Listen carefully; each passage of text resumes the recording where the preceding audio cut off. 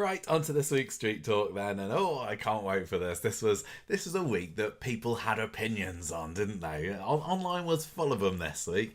I think it was partly because all three of the main soaps had kind of big weeks, didn't they? Oh, yeah. They all advertised themselves as having big weeks, should I say. Obviously, happy birthday, EastEnders. Haven't said that to you. 40. 40 today. Yeah, keep up.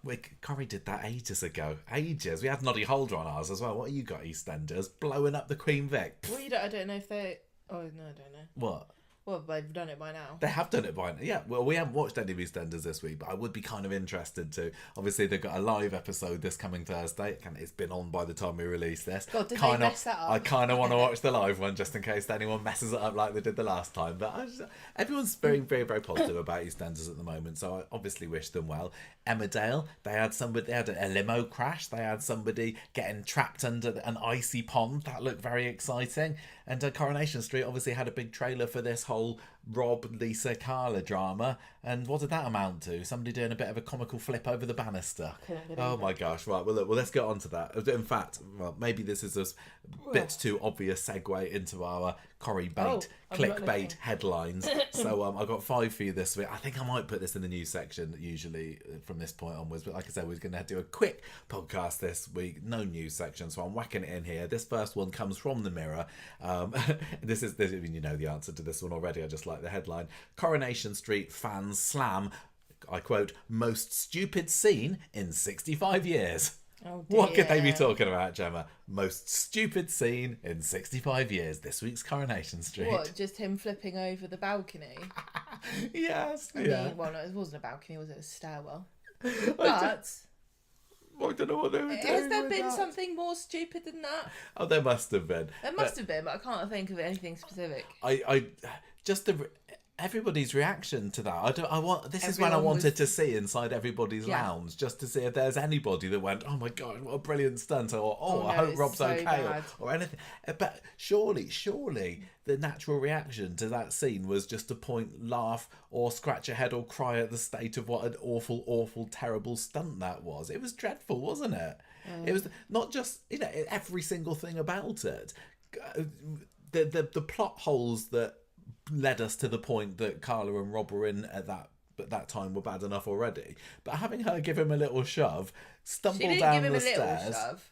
Was it a bit run at him? Okay. But she did. He chose to jump over the side of the bloody stairwell. It really smacked of the writer had an idea in their head of how they wanted it to look, and then the location that they chose for it just didn't work. I think this is just Coronation Street's way of saying, look, this is why we don't do location shoots, because the writers don't know what they're going to be working with. They weren't expecting there to be a stairwell that went off at 90-degree angle, but literally he was like a pinball, wasn't he? Running down the stairs, bouncing off the wall, the very, very springy wall. Tell you what, they need to be in a padded cell, the people that thought that was a good idea. And then a very obvious stuntman flipping over the balcony. It was just dreadful. Absolutely terrible, wasn't it? Oh, God. Go on, tell us what you thought. Don't just leave it to me so they're not just knocking on my door to say, leave Corrie alone. I thought it was executed incredibly safely. that stuntman was not in any danger whatsoever, was he? He very carefully manoeuvred himself, and he has great core muscle strength there because he was stiff as a board when he went over the side. Did you see the behind the scenes shot of that scene? No, I saw that there was one, but I didn't know if it was a joke. Well, this is the other thing. I saw on various forums and social media places this week, people posting a gif of Rob going over the stairs and people literally commenting, is this a joke or did this actually happen in Coronation Street? It was just the pit. But no, the behind the scenes one kind of showed the stuntman with sort of face against the wall. Yeah. It's like he was in the Blair Witch Project. Yes, he was. He was like the guy at the end of the Blair Witch Project, waiting to be cued in with an action, and then the cue goes, and then he just flips over the side like he's trying to do this free dive. It was just absolutely I feel terrible. sorry for him. It was dreadful. I've never seen. But it just didn't make any logical sense. Like, why would you run down the stairs bounce off a wall and then flip yourself off a balcony. What are you doing? Yeah, seriously. Has he still got a bit of the anaesthetic from the operation going around the system? You would not have the strength in your core to keep yourself that rigid anyway. No. I was telling you, you wouldn't even be able to put trousers on. I'm telling you, you wouldn't be able to put trousers on. This was Gemma's biggest suspension of disbelief this week when Carla got hauled into the wheelchair by Mandy, and you're like, she's got trousers on. That's why I was like, you wouldn't wear trousers. I'm an expert. I don't think Alison King would have wanted us to be looking up a night skirt in that scene, though. To be fair, A night skirt. What do you call it? Night medical gown. Night skirt. But like, do you remember when I came home? Like, it was probably the same amount of days after, and I didn't even have anything near as serious. The stairs to get up to our house are like three stairs. Yeah, 2 or 3 steps. And I couldn't do it. That took about 10 minutes. I couldn't do it. She went up. This is what I would be mad about. If I was Rob, I'd be like, I've climbed up these stairs and it took me hours to get up here, and now I'm flipping over the side of them in a second. It was terrible. It was absolutely... Was it Corrie's most stupid scene ever? Probably not. But I wonder, you know, when they looked at it, did they go, yes, that's great? Did they go, that'll do? Or did they go, we're on location, the light's going, we kind of need to... We guess we need to take what we've got. All of those things are bad though, aren't they? Like, any of those are bad. Like, they looked at it and went, that's fine, that's bad. They looked at it and went, we can't do it again, that's bad as well, because it was really quite bad. It just should they have done it where Carla actually pushed him over the balcony and he just went straight over at the top? Or did this give us some kind of leeway to say, well, I just pushed him down. I didn't intend for this to happen, because, I mean, she's obviously going to get away with it, isn't she? It just feels like it's already over. If she can say, well, he chucked himself over, I just wanted him to get him down a couple of stairs faster. I just can't help but think they should have just gone, that's not working. We're just gonna cut and say, when Lisa comes, she just finds Rob, and you don't know what happened, and then Carla says, "Oh, he fell. Yeah, I don't know, but it would then you would have had. I guess you would have had a mystery that they didn't want to have a mystery about, but. Goodness gracious. But, you know, compared to what they had on the other soaps this week, which, like I say, I haven't seen any of yet, but I've heard about them. You don't need to see the other soaps to know that they probably pulled them off a little better than Coronation Street did. But, you know, what can you do? Sometimes Corrie does good stunts as well. One bad stunt out of 65 years. Yeah. Okay, next headline for you, Gemma. This is from the Manchester Evening News. I suppose it's related. Coronation Street fans, and here's a quote, feel sick as Rob Donovan's next move, quote, uncovered as he's, quote, not dead. So Coronation Street fans feel sick as Rob Donovan's next move uncovered as he's not dead. He's going to run away. Yeah, that's basically came out after Monday's episode with just saying, well, everyone's saying he's clearly not dead. And I think we ended that episode thinking, he's not dead, is he? No, we ended that episode going, he's obviously still alive. And then at the beginning of the episode, they went, he's dead. I was like, what? Yeah, well, that was a little confusing. And then I said to you, I reckon he is actually alive. But then, so what, is Lisa just completely not know how heartbeats work or something? We need to talk about this when we get to it, because that was very bizarre, the fact that Lisa pronounced him dead, and whether she knew it or not, I don't know. I think you'll find that only a doctor can do that, and now we know why. Yeah.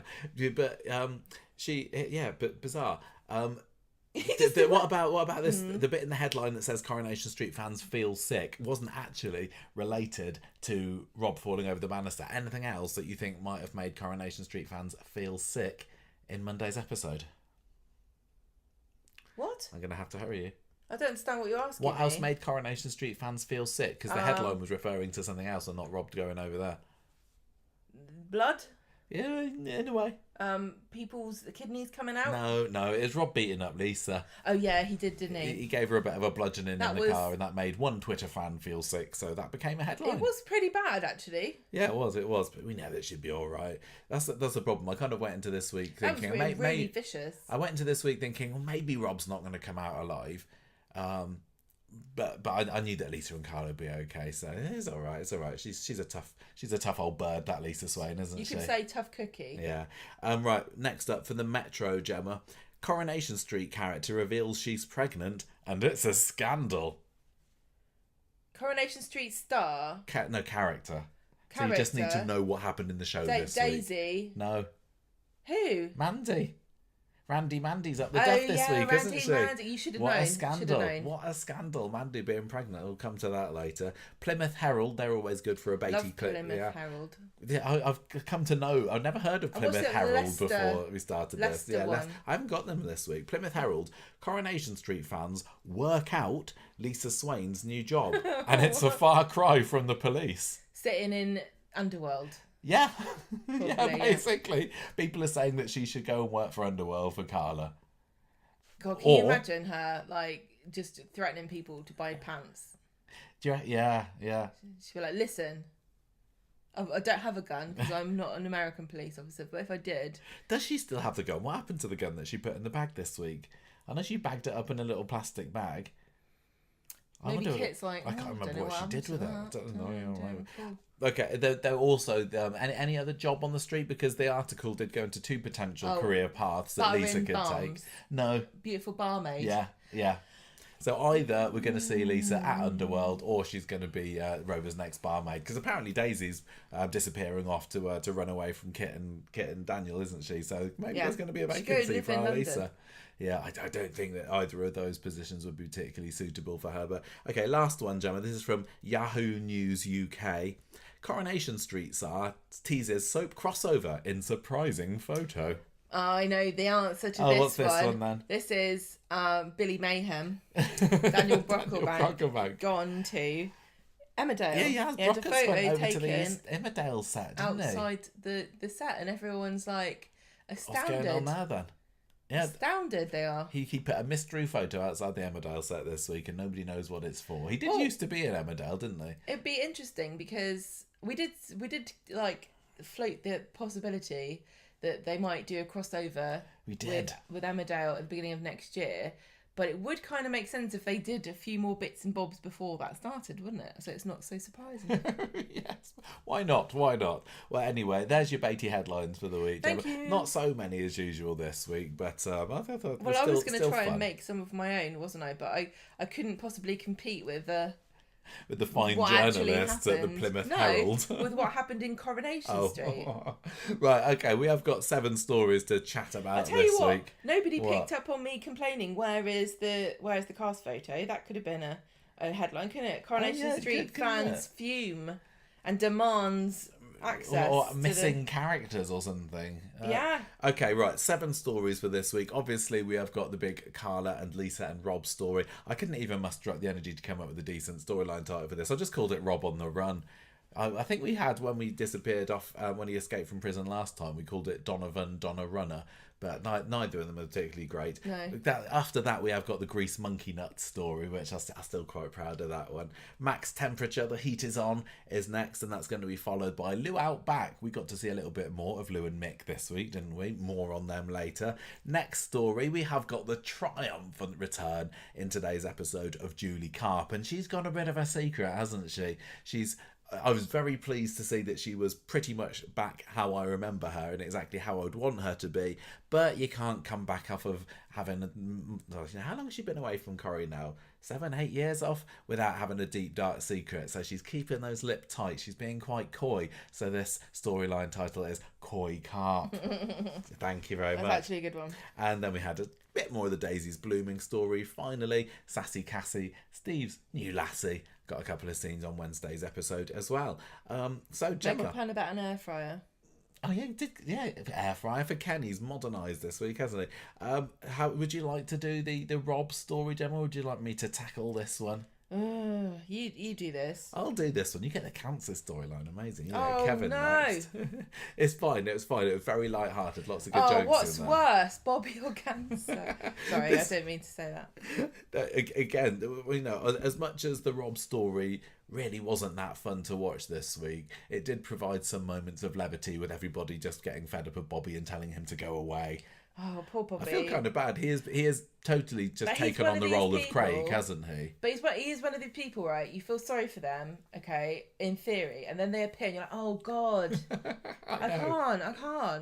I know. Right, so Monday rolls round and Carla's still recovering in her hospital bed. She's got a new kidney. So Why is that? What? She's had a kidney transplant. She has got Rob's Has kidney she? in her abdomen now. Yeah. I don't know if that's true. Filtering out all the bad bits. And Roy's there, Bobby's there, Ryan's there sitting next to her. And Bobby has got this obsession this week with his dad. He hasn't had a good relationship with him in the past, but he swears that he's a good guy. He's going to go and see him once this is all over. And Carla says, look, just be careful with him. He's a wrong one. It's so difficult, right? Because he would actually be quite a sympathetic character if I liked him. Who, Bobby? Bobby, right? Because he's never had a reason ever to be proud of his dad, and his dad's never spoken to him properly, as far as I can tell, right? Because he's in prison. Yeah, they've had a couple of visiting scenes that we've seen, but But he's never had a reason to be proud of his dad, and now his dad has literally saved someone's life. Yeah. A really heroic thing to do. I know. And yet, still, when he talks about him, I'm like, you dip. We were talking between us the other day about what we're thinking of the personality and the character that they've given Rob this week, because a lot of people I've seen online saying that he's not the same as the Rob that last graced our screens, the complex layered character that He's a lot nastier love to and more simple, isn't he? I think we're seeing a nice side of him, but that's all an act, isn't it? He's literally been painted as a villain, black-hearted bad guy through and through this time round. Yeah, it's like there's never any doubt as to what he's going to do. Whereas before, he was kind of tortured, and he did reluctantly do all the naughty stuff. But like now, you wouldn't be surprised about anything he did. Really. He wasn't. Yeah, I know he obviously did do bad things before. When he came into the show, he was pinching silk off of Underworld, wasn't he? Know, so it wasn't like he was a good guy that accidentally pushed Tina off the balcony. But I did get the impression that a lot of the time that he was on the show before, he was kind of a somewhat a decent bloke that just got himself involved in a bit of mischief from time to time. Yeah, he was. Yeah, he was. He could be nasty, but he was also. Yeah, like you said, complicated, layered. Whereas now he is just like, oh, what's the evilest thing I could do? I'm a bit gutted that he's been back in the show for so many weeks now, and there's been no mention of Tracy at all. No possibility that Tracy has involved herself in any of her scenes. Like, seriously, if he's on the run, Tracy should have at least had something to say about it. Has she been on the show this week? I don't think we've actually seen her, but we've definitely seen her since she's been back, and his really return has just passed her completely by. Yeah, we're not gonna see her react to the fact that Rob's back on the scene, are we? Because it's been so long. It would have been nice to have seen. She'd be completely, what's the word? When you're in two minds, or because he's back. But he's doing something really selfless, and then it turns out he is a wrong-in. Like, how would she react to that? Well, the last time that they were together, when he ran away last time, she was keeping him hidden, wasn't she? She was harbouring an escaped criminal. Yeah, but she also turned him in. Yeah, but that was before. She turned him in back after he killed Tina, and then he escaped from prison. That was during the whole Who Pushed Ken storyline, and that was when she thought it was Amy, so she went on the run with Amy. Rob came with them, and it looked like they were kind of possibly going to be getting on. My mind is hazy a little bit, but I'm surprised. Am I surprised that Rob hasn't tried to contact Tracy? If you were on the run, if you're a desperate criminal, would you contact your ex-lover, love of your life, the one person that you thought you're kind of my equal, or would you contact Bobby? And has he just kind of got the measure of Bobby and realised that he's a little bit simple and yeah, exactly, a gullible fool, and that's why he's going for him? But seriously, I think there's huge missed potential in that. Tracy's not showed hide nor hair of this story yet. I think you'll find that Tracy has blocked Rob on Send PX, so he can't ask her for money. Do you reckon? Is that what it is? I hope that by the time his number is up, and I'm going to say things aren't looking good for our Rob. I was expecting this runaway saga to be over by the end of this week, actually, and you said no. I think it's going to keep on going, didn't you? They do this all the time with villains on Corrie. This almost always happens with a villain. What? They get up to something, they do something really, really terrible, and then it looks like they've died or something, and then they're not dead. They run away. Yeah, they come back in a few weeks. I was expecting some kind of confrontation. I thought that maybe in today's episode, Bobby would go and see Rob, but then Carla would maybe sneak after him, and then they'd get caught up in another confrontation or something. But it was nothing. We barely got any of it today, did we? So I guess that's still to come. Maybe Tracy will be in it, maybe not. It depends how she's feeling about Steve and Cassie, I suppose, because that's where her mind is most at the moment. But anyway, look, so Carla's just saying, watch out, Bobby, he's a bad guy. Swain, meanwhile, is going to visit Rob. There's another guard there, another guy. It wasn't Mandy, was it? There's a guy who very handily gets up to leave them together. He's utter useless. He wasn't just kind of waiting outside the room for Lisa to go, because when Lisa finally does leave the room, Rob's just in there on his own, happily chilling. The guy's like, look, I'm not your mum. He's probably, I think he's got himself trapped in the loo or something. I don't know. He's like, look, I want you to know, I'm not like a normal security guard. I'm like a cool one, okay? I don't mind if you smoke. You got a trustworthy face, Rob Donovan. Yeah. I don't know what you did. I don't want to know. Yeah. It's all in the past, no, as far as I'm what? concerned. He was probably thinking, this guy's just come out of a major surgery. He ain't going nowhere. He can't run away. He wouldn't even be able to put a pair of trousers on. Exactly. I think I'm safe if I have a little quick vape break. I'm going to go outside the hospital, or maybe go down to the Costa and get a little frappe. I'm going to go to W.H. Smith and I'm going to buy myself a first aid kit. Yeah, but the fool. So Rob says, because Lisa has visited him, of course. Right, I've lived up to my side of the deal. Got my kidney out. What are you going to do next? You said you get my conviction overturned. And she says, oh, well, actually, I ain't going to do that at all. I was lying. That's right. I'm not going to do anything. Yes, I did just say everything that I said so that you could give your kidney to my one true love, Carla. So what are you going to do about it, mister? As plans go, it was actually incredibly simple and I didn't see it coming at all. So we were having a bit of a moan at Lisa last week, weren't we? Thinking, you doofus, why would you put yourself in a position... You've not. We said that we hadn't known her long enough be a law-abiding, down the line copper for her to then become bent. Yeah, but it turns out she was just lying. She was kind of bent, but not really. She's still involved more than she should have been. But I'm glad that. It's so funny. Seriously, what could she have done? We said, what you can't just tell someone, I'll get you out of jail for this murder card. You can't promise that that's going to happen. So really, it's on Rob for believing her. But it's really funny though, because quite often, while I'll sit here and say, oh, this story's stupid because they could just say blah blah and then it would be over, and Lisa literally just did that. She's like, no. Well, and I feel cheated. He's got the evidence on his phone, hasn't he? That's I know, but she's thing. like, I don't even care. Yeah, she says, I'm just going to say I said it under duress. Oh. And this is how the naughty coppers get away with it. Well, no, but she hasn't. I mean, she's right. It's like, yeah, I guess so.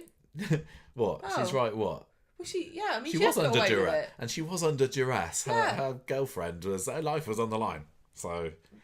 People say crazy things when you're in that situation. Yeah, but it was like really super anticlimactic, wasn't it? She's like, "Oh no, that doesn't count. This is. I know this is a soap, but actually, I'm pretending like this is real life." And yeah, I would never. They do at least keep it up. By the end of the week, she's been hauled in with Bostello, hasn't she? And she's just saying, and she says, "Yeah, I was under duress, and it feels like she's got away with it." She should have said, I was acting. Just acting, Rob. Look, Rob says, you're going to regret this. She leaves the room. He rings up Mandy. Ow, my kidney. One of the criticisms, one of the many criticisms I've seen levied towards Coronation Street this week was the fact that he was there, a prisoner in a hospital bed, just with his phone on charge next to the bed. He did hide it under his pillow. It still had a lead coming out of it. I know, but he's charging it up. And the security guard's like, what's that? He's like, oh, it's my kidney cable. It's my dialysis machine. It's like, okay, well, I'm not a doctor. Honestly. And then beep beep. What is that? What that sounds like a text message noise. No, I just like to make that beep beep. That was just me. He calls up Mandy and says, look, I've been double crossed by Lisa. I'm absolutely fuming, but I tell you what, there's no way I'm going back inside. So we got to move fast because they're going to be hauling me back into Highfield today. Yeah. So Mandy later is in Carla's room waking her up. She kind of gives her a bit of a shake. Carla's groggy and she's like, Carla, Rob's got an infection. We need to go and see him now. What? Ironic. What's ironic? because she ends up with an infection. Oh yes, yes. How ironic. So she kind of hauls Carla out of bed, who's just kind of groggy and woozy. I didn't know what's going on with her. She sits her down in a wheelchair, dramatic. and then, for the drama, puts a gun to her Just head. brings a gun out. It's like, calm down, love. Women, always go to the extreme. Oh, what? Are you on your period? No, she's not, because she's pregnant. No, that's true. She's like, how did you know? Doesn't How even did you have know? that excuse. Well, you know what I mean? It's like, come on, look, I'm not going anywhere, am I? Just push me in the wheelchair. Yeah, Just put it away. I don't know where she got this gun from. What do you think this is? Miami Vice? Where did she acquire that gun? Yeah, do you think they don't have them in prisons, do they? I Well, don't- just imagine in a prison, like, get behind the I don't know, the bars, otherwise I'll shoot you. What have you got a gun for? It was just too much. Calm down. This was. week's We Corrie laughed was when she got the gun out. We laughed because everything that happened this so week. dramatic. Everything that happened this week that was supposed to be a big jaw-dropping, oh my gosh, crime, gangs, grit, just made us laugh because we've been so desensitized to this. I know, because remember. Yeah, go on. You were going to say what I was I gonna remember say. we did a bonus Yep. episode on gun crime in Coronation Street 10 odd years or so Yeah. ago, and we were able to, fill an hour and a half or however long it was with the amount of times that guns have been on Coronation Street, and it still felt like a rarity. Yes. But it's not like it's every 5 minutes that they've got to get guns out now, but it's feels completely like it. lost all, because it feels like anyone could just have one. Yeah, anyone can have a gun. And it doesn't really And matter where they got it from, just go with No one's going to it. get shot. No. And Well, sometimes people get shot. well, not that often. Yeah, and again, at no point this week did I feel that Carla's life was in danger. She was 100% walking out of this. I mean, I suppose the presence of the gun did make me think, oh, is somebody else going to get shot? Is Mandy going to get shot? Is Rob going to get shot? But then I don't know whether I really care. But yeah, it sadly it didn't work for me. Okay, well, but, this is but Carla's still pretty. Carla was like, she's scared. it's worrying, isn't it? Yeah. Can I she probably wet herself and was like, oh, your kidney's working fine. Oh, fantastic. Look at that, crystal clear. Lovely. Thanks, Rob. Perfect stuff. What were you going to say before my crass interjection? Disgusting.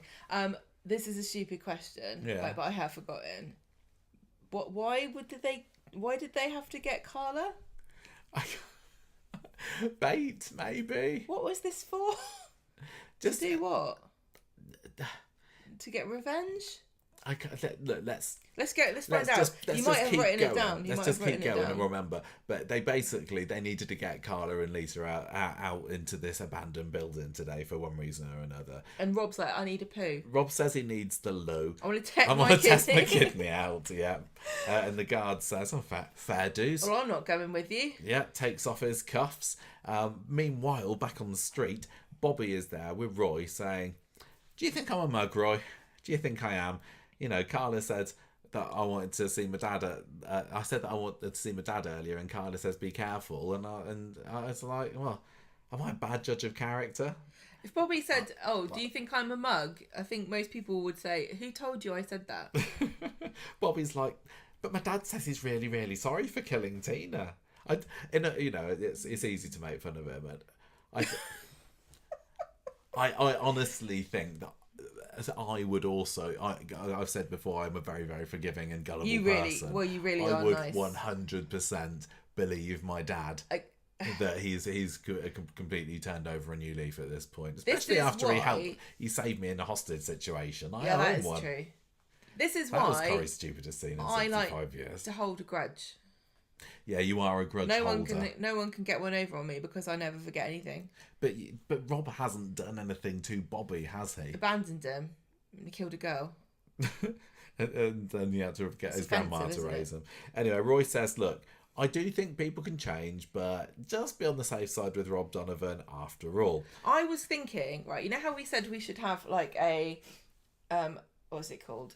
A calendar, and we should put everyone's face on and then move them along.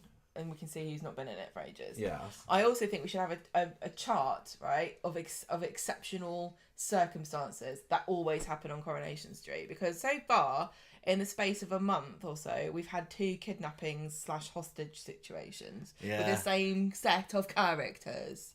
It's raising the stakes too much. It's a real shame because, you know, at the end of January, and we're only talking about, you know, 2-3 weeks ago, I was singing Corrie's praises to high heaven. I genuinely, honestly loved the beginning of the year on Coronation Street.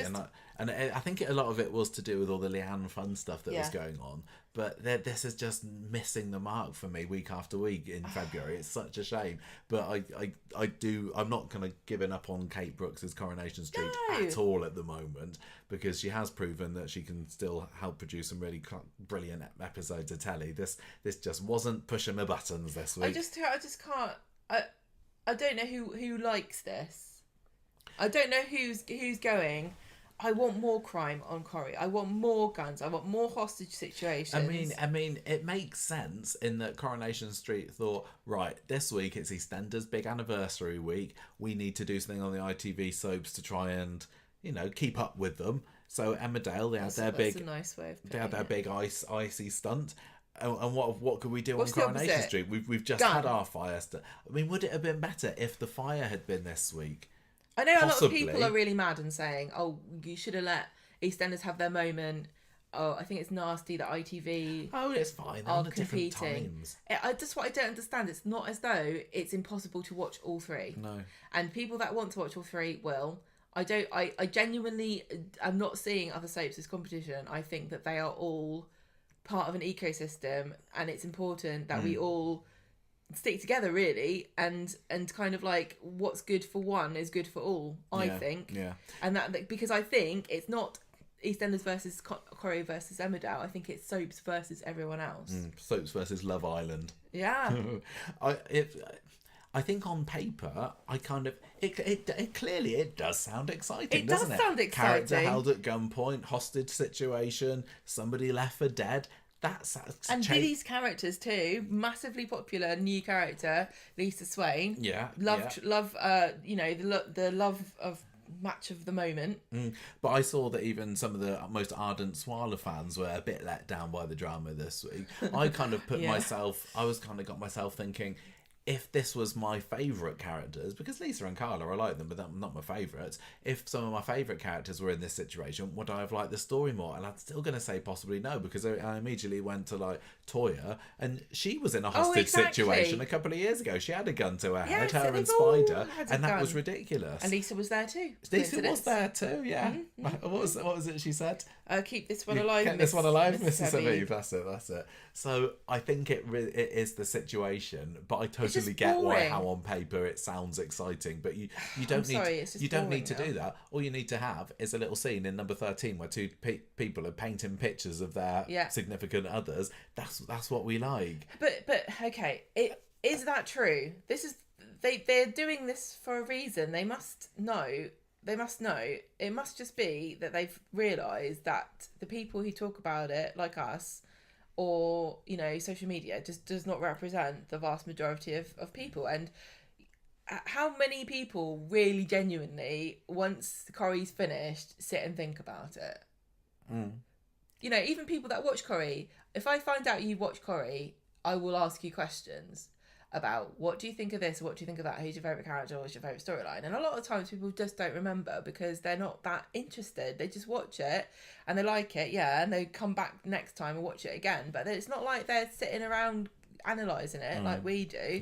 And it's not made for that, really, is it? I just really would like to think, and I know the thing is, Coronation Street is planned so far in advance. They probably already know what's going to happen at Christmas this year. Yeah. But at some point, no doubt, they're going to have to listen to this wave of critique coming towards them, saying, stop doing medical and police and gangster storylines. It feels like we've been saying it so long now. But I guess, you know, if there's this speeding train is careening down the tracks and choo, it's all about hospital and police, it's difficult to slam the brakes on. But seriously, they've got to listen to it because it's beyond ridiculous now. It really, really is. But is that really what everybody... I don't disagree with you that I think it would be better if they got rid of it. And I would not be super surprised if everybody who aren't just diehard Corrie fans thought the same way. But the very fact they keep doing it makes me think that maybe they know something, more than we do. Does their data say? Yeah, because they actually, did those. We love it when we keep giving cancer storylines to lovable characters, cancer and worse. Well, they did the YouGov survey, and they asked them about what, it was open-ended questions, which is a very difficult thing to get data from, really. But they couldn't just list every flipping storyline they've had for the past year. They're like, what do you like? What do you not like? Maybe enough people went, I really love it when someone gets a gun and parachutes off the side of a building. You know what I mean? Maybe that's the only things people remember. I don't know. I just can't. Otherwise, it makes no sense, because I don't think anyone goes into Coronation Street to work at Coronation Street as an actor, as a writer, as a director, going, I wish I was doing Casualty. I wish the bill was still here. I'm going to just do that. You go into Corrie because you love Corrie. But Corrie's not a cop show or a medical drama. So what's all this going on?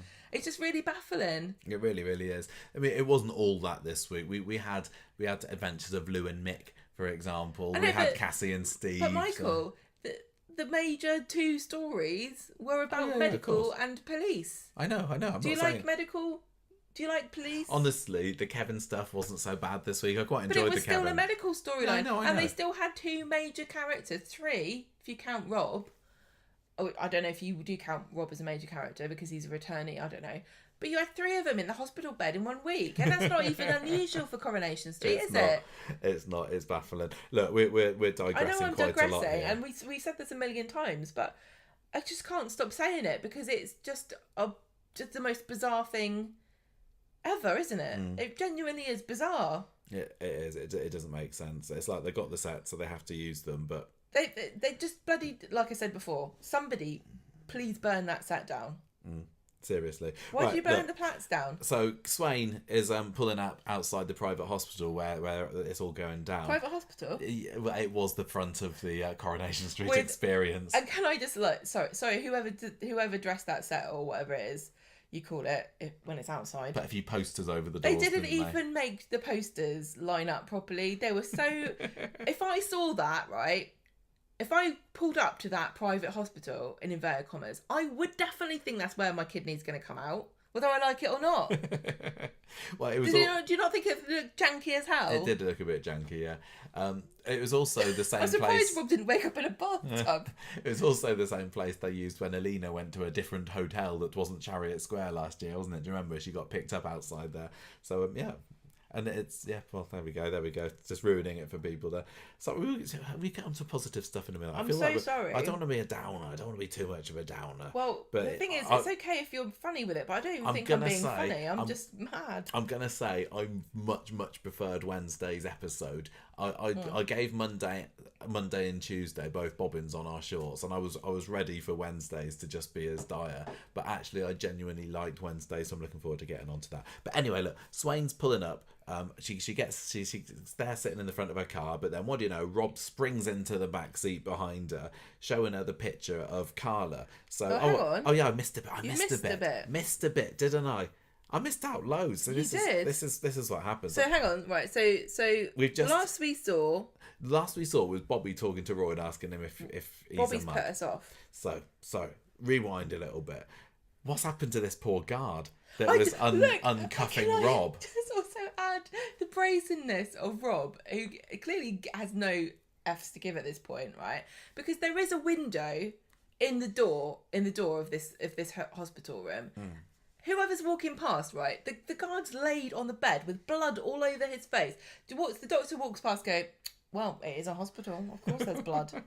Yeah, it looks like Rob and the guard have had a bit of a Scooby-Doo situation here, and he's pulled him into the side room, smoke clouds and stuff coming out, and then Rob walks out wearing the guard's uniform, which is a very handy fit. I thought and the guard's like left bloodied in his vest and underpants. Roadrunner versus the Coyote, and he just dropped a bloody anvil on his head by the looks of it. He certainly inflicted a lot more damage than I'm going to say most people who've just come out of major surgery would be able to deal out. But Rob's a tough guy. He's been learning things in that prison. Well, he's taking his chance, hasn't he? Yeah. It's his moment to shine. Maybe the inside of his Bible is hollowed out and is actually a copy of how to duff up your prison guard when you just come out from anaesthetic. No, it's hollowed out and inside is a brick. Clearly, I don't know. So anyway, So he beats Rob's the crap out of Rob's this on the guy. run, and yeah, like I said, he hops into the car with Lisa later. Meanwhile, though, you got Mandy and Carla in an abandoned, what is it, office It looks building? like an office building. I don't know where this was. I'm going to say it was somewhere in Trafford. I want to find it. This could be our next location to visit. How what? Right, so he hobbles out the room. Yes. And then I'm just trying to work out how did Rob get in the car? He gets all the way through the hospital, which, because it's private, it means that they haven't got CCTV or something. Yeah, look, we take privacy Privacy seriously. very seriously. People could be walking around with backless gowns here, and we don't want your bum on film. So no CCTV Not whatsoever. like the NHS. They, how they make their money, don't you? Yeah, no. Mandy and Carla are in this building. I like that. There's a location shoot. They're upstairs somewhere. It's like it's been left abandoned. There's holes in the wall and boxes and desks and stuff all over the place. And Carla's like, I need my kidney medicine. I've just come up. Alice says my kidneys. It's gonna pack. What is it? It's anti-rejection medicine or something. So if she doesn't take it, then the her kidney's just gonna out. jump. Yeah, it's gonna eject itself. And Mandy's texting Lisa to come and see her on Carla's phone. But also she takes a few pictures of Carla. What doesn't make sense? She wants Lisa to come. Yes, but why is Rob then in the car? Why is Rob adding to this? Mandy didn't need to do any of this. Or maybe she wasn't texting Lisa. I don't know. No, hang on. No. She texts Rob, and then Rob appears in the back of Lisa's car. She comes to the hospital, pulls up, and he's just in the car. And then he goes, "Here's a photo of Carla. Look, she's looks ill. in a bad way, isn't she?" Yeah. And she's like, oh. And he tries to get her to transfer him some money, and demands she gets her phone out. Right. So this is why they kidnapped her. To get Carla to get Lisa to give them money. Or maybe Mandy was texting Lisa and she was on her way. No, she went to the hospital to visit Carla. Oh, I don't know. No, we're making this far more complicated than it actually needs to be. But it wasn't complicated at all. They kidnapped Carla to make Lisa give them money, right? But they could have just robbed anybody. If you're going to commit a crime, it doesn't matter who you commit the crime on, does it? He's running around with a security guard outfit on, right? She's got a gun. Just pull over a car and go, give me all your money.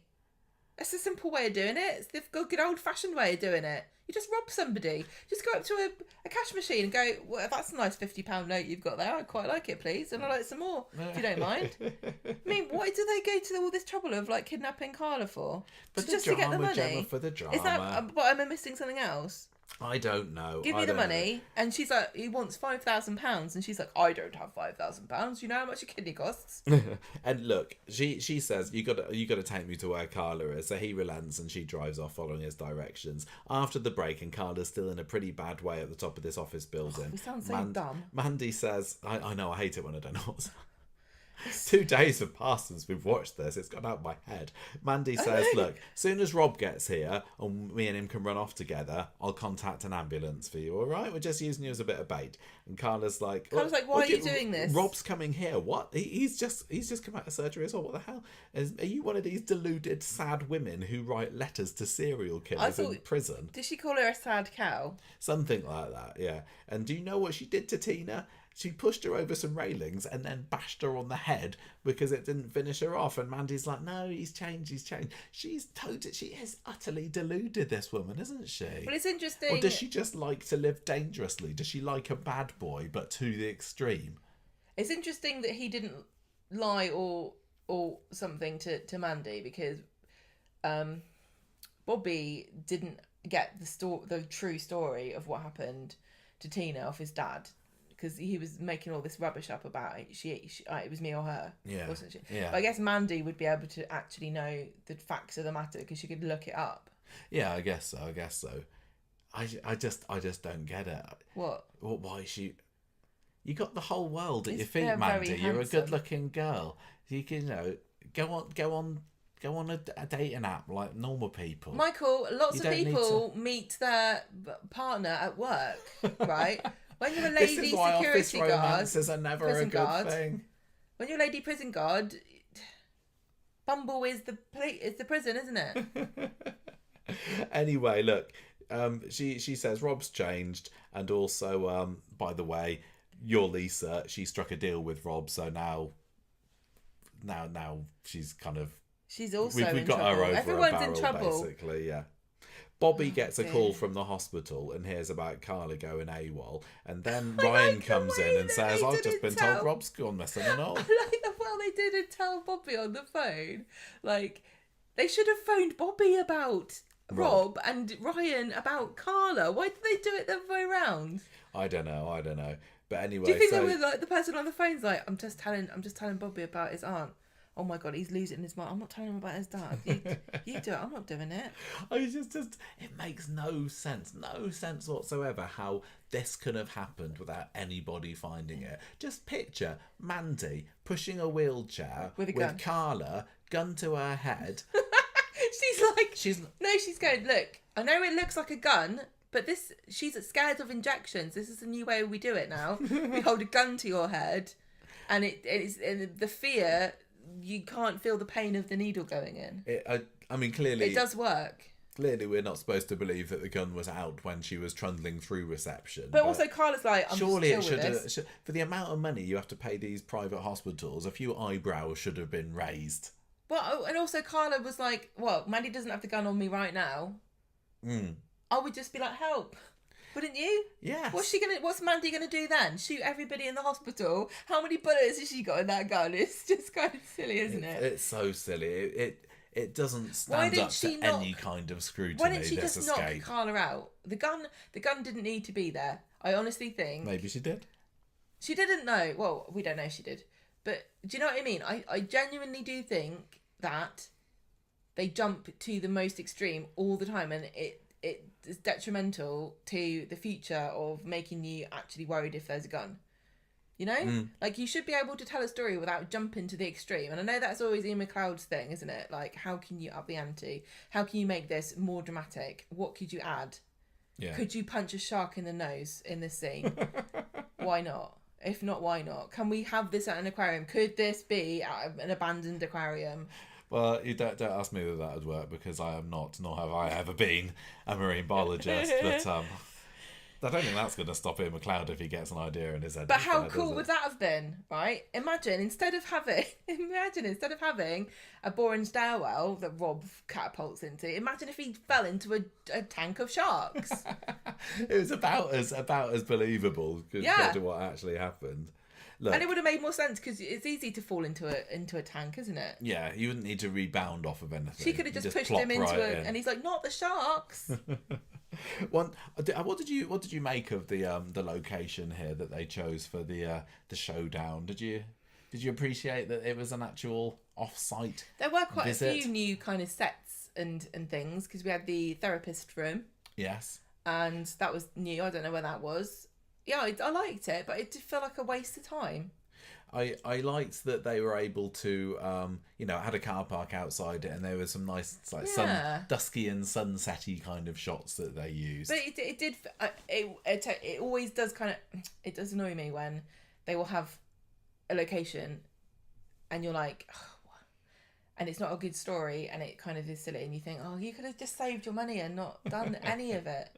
Oh, we also had the outside, didn't we, of the shops where they looked for Rob. Yeah, Ryan was sitting on a bench. They had loads of locations actually this week. I know they did. What a waste of time. How many of them will get a Get Away Award nomination at the end of the year? So it is getting. How many of them are getting Bob? It is getting dusky later, and Carla's still trying to convince Mandy to give this all up, take her back to hospital, and then she kind of starts to plant some seeds of doubt in Mandy's mind that Rob's even going to turn up. He's probably halfway up the motorway by now, he says, and then we get Mandy firing back and saying, no, he is. He's coming this way. He loves me, and we're gonna have a baby together.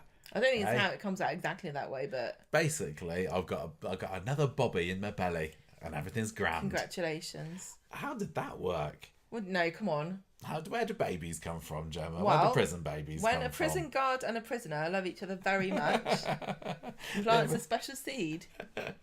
Yeah, it was weird because You know the prison doors close, right? Yeah, I've seen it. That's how it happened. That's how you end an episode, isn't it? Closing a prison Yeah, door and then and you shutting look up through the the little window. grill. But I didn't get the impression that this romance had been particularly long term. Well, we were talking about this, and you know, she didn't give away anything at the hostage situation. She didn't appear and to. I said to you... The first hostage situation. Yeah, exactly. I wonder if she was in on it, but she can't have been, because they would have had her do a look. Why didn't they have her do a look? Because she can't be pregnant. She can't know she's pregnant if that's the first time she decided she quite fancied him, because it's only 3 or 4 weeks. Yeah. I don't know. But anyway, she's going to have a baby. We don't get... Oh, good. It's not long before Mandy disappears, is it? And I saw some person online today suggesting that at some point in the future, Mandy's baby is going to appear on Lisa and Carla's doorstep, and they'll be able to raise this kid together. Kill Bill 3. Yeah. So it'll be... Yeah, they'll be raising Bob's... Robbie's... No, Rob, I've forgotten his name. There's got too many characters that sound the same name. They'll be raising Rob's child together because he'll possibly be dead. Evil. Perfect family. See if it happens. I think that theory could come true. Lisa arrives at the place. This is where she gets beaten up by Rob because she's trying to do a sneaky phone call to Kit.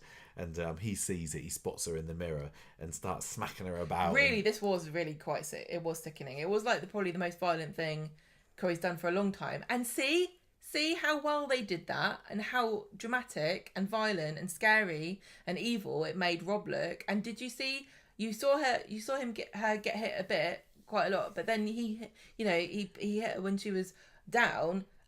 Didn't need a gun for that, did he? He didn't need a gun in any of this. No, he just uses fists, like with the prison guard in the hospital. Although the security guard or whatever. He's really well hard, isn't he? He's proper well hard. Imagine if Rob he didn't Donovan. had his kidney out. I know.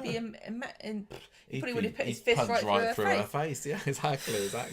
I'm surprised that, when she was able to come to a little bit later, she looked kind of okay. Maybe it was... There was a bit of blood from the temple. Maybe it was more like flamboyant than it was painful. Yeah. It's just a all little show. Like Gladiators. It's just for show. It's just a disabling grip, wasn't it? Just to maybe get her he out did of his Vulcan face. death grip. Yeah. Right, Mandy runs up to Rob as he makes his way up the stairs, and Rob says, "Look, Swain's having a bit of quiet time back in the car. Don't worry about her." He stomps her phone to bits first. Oh yeah, he does, doesn't he? And then he hobbles towards the building. Like, oh yeah, I forgot. I got my kidney out. Ow! The pain of it. The pain. I'm being a brave boy. Paracetamol. He's up there with Carla, emptying her handbag all over the place, taking her card out, demanding the PIN number, which is their mum's birthday. PIN. Carla gives it, and I was just literally about to say, hats off to Coronation Street for nobody saying ATM machine or PIN number, and you just said it. Well, it doesn't matter, it's common parlance.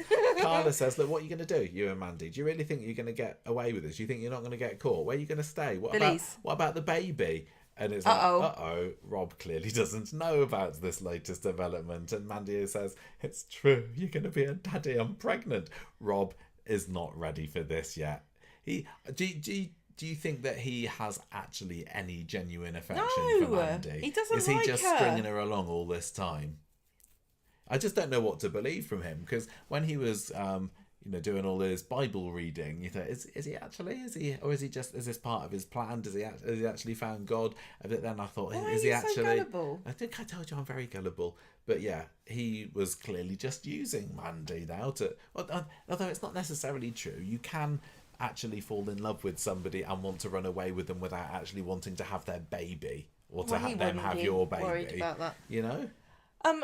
Yeah, I think he's like, sorry, Mandy, this is all getting a bit too serious. I was only prepared to escape from prison and go on the run with you. I wasn't prepared to any commitment of. I'm not thinking years ahead here. But Mandy's like saying, "What do you mean you don't want me to have your baby? I thought you were a top bloke." So she's like, "Your Carla's right about you," and she does a runner. It didn't take much to convince her, did it? To do a disappearance. Also, she's got no chill here. She's not understanding or patient at all. She didn't go, Rob, look, I know this is a very very tense situation. I understand you've just had major surgery. You're not thinking clearly. Once you have time to get your head around this, I'm sure we'll be a loving family. She's like, oh. Yes, Spider. Well, no, I think she's quite... What's the word? I think the problem with Mandy is that she doesn't think ahead.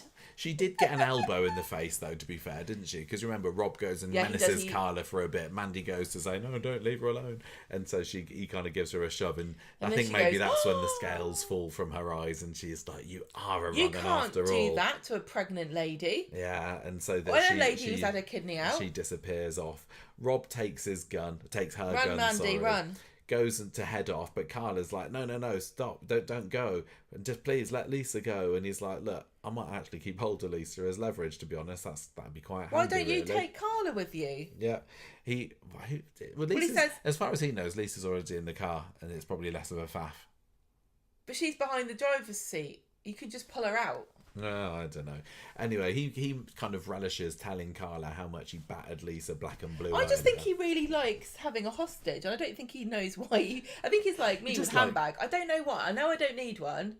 Definitely don't need another one. But it's I just want it. He just likes the company. Maybe being locked up alone in a cell for these past 10 years has meant he just likes to have somebody to chat to, you know? Maybe he's got a really good playlist on his Spotify and he wants someone to hear it. So anyway, this is when the big accident happens. He's going off. He goes to the top of the stairs. Carla, again, let's not forget, just come out of surgery, could actually in real life barely move. Also, actually, full of kidneys. Full of kidneys. She's got 4 kidneys now, actually, because they don't take the old ones out. She summons the strength to run towards Rob, give him a good old shove, pushes him down the stairs, boing, rebounds off the wall. Can I correct that? Yeah. She doesn't push him down the stairs.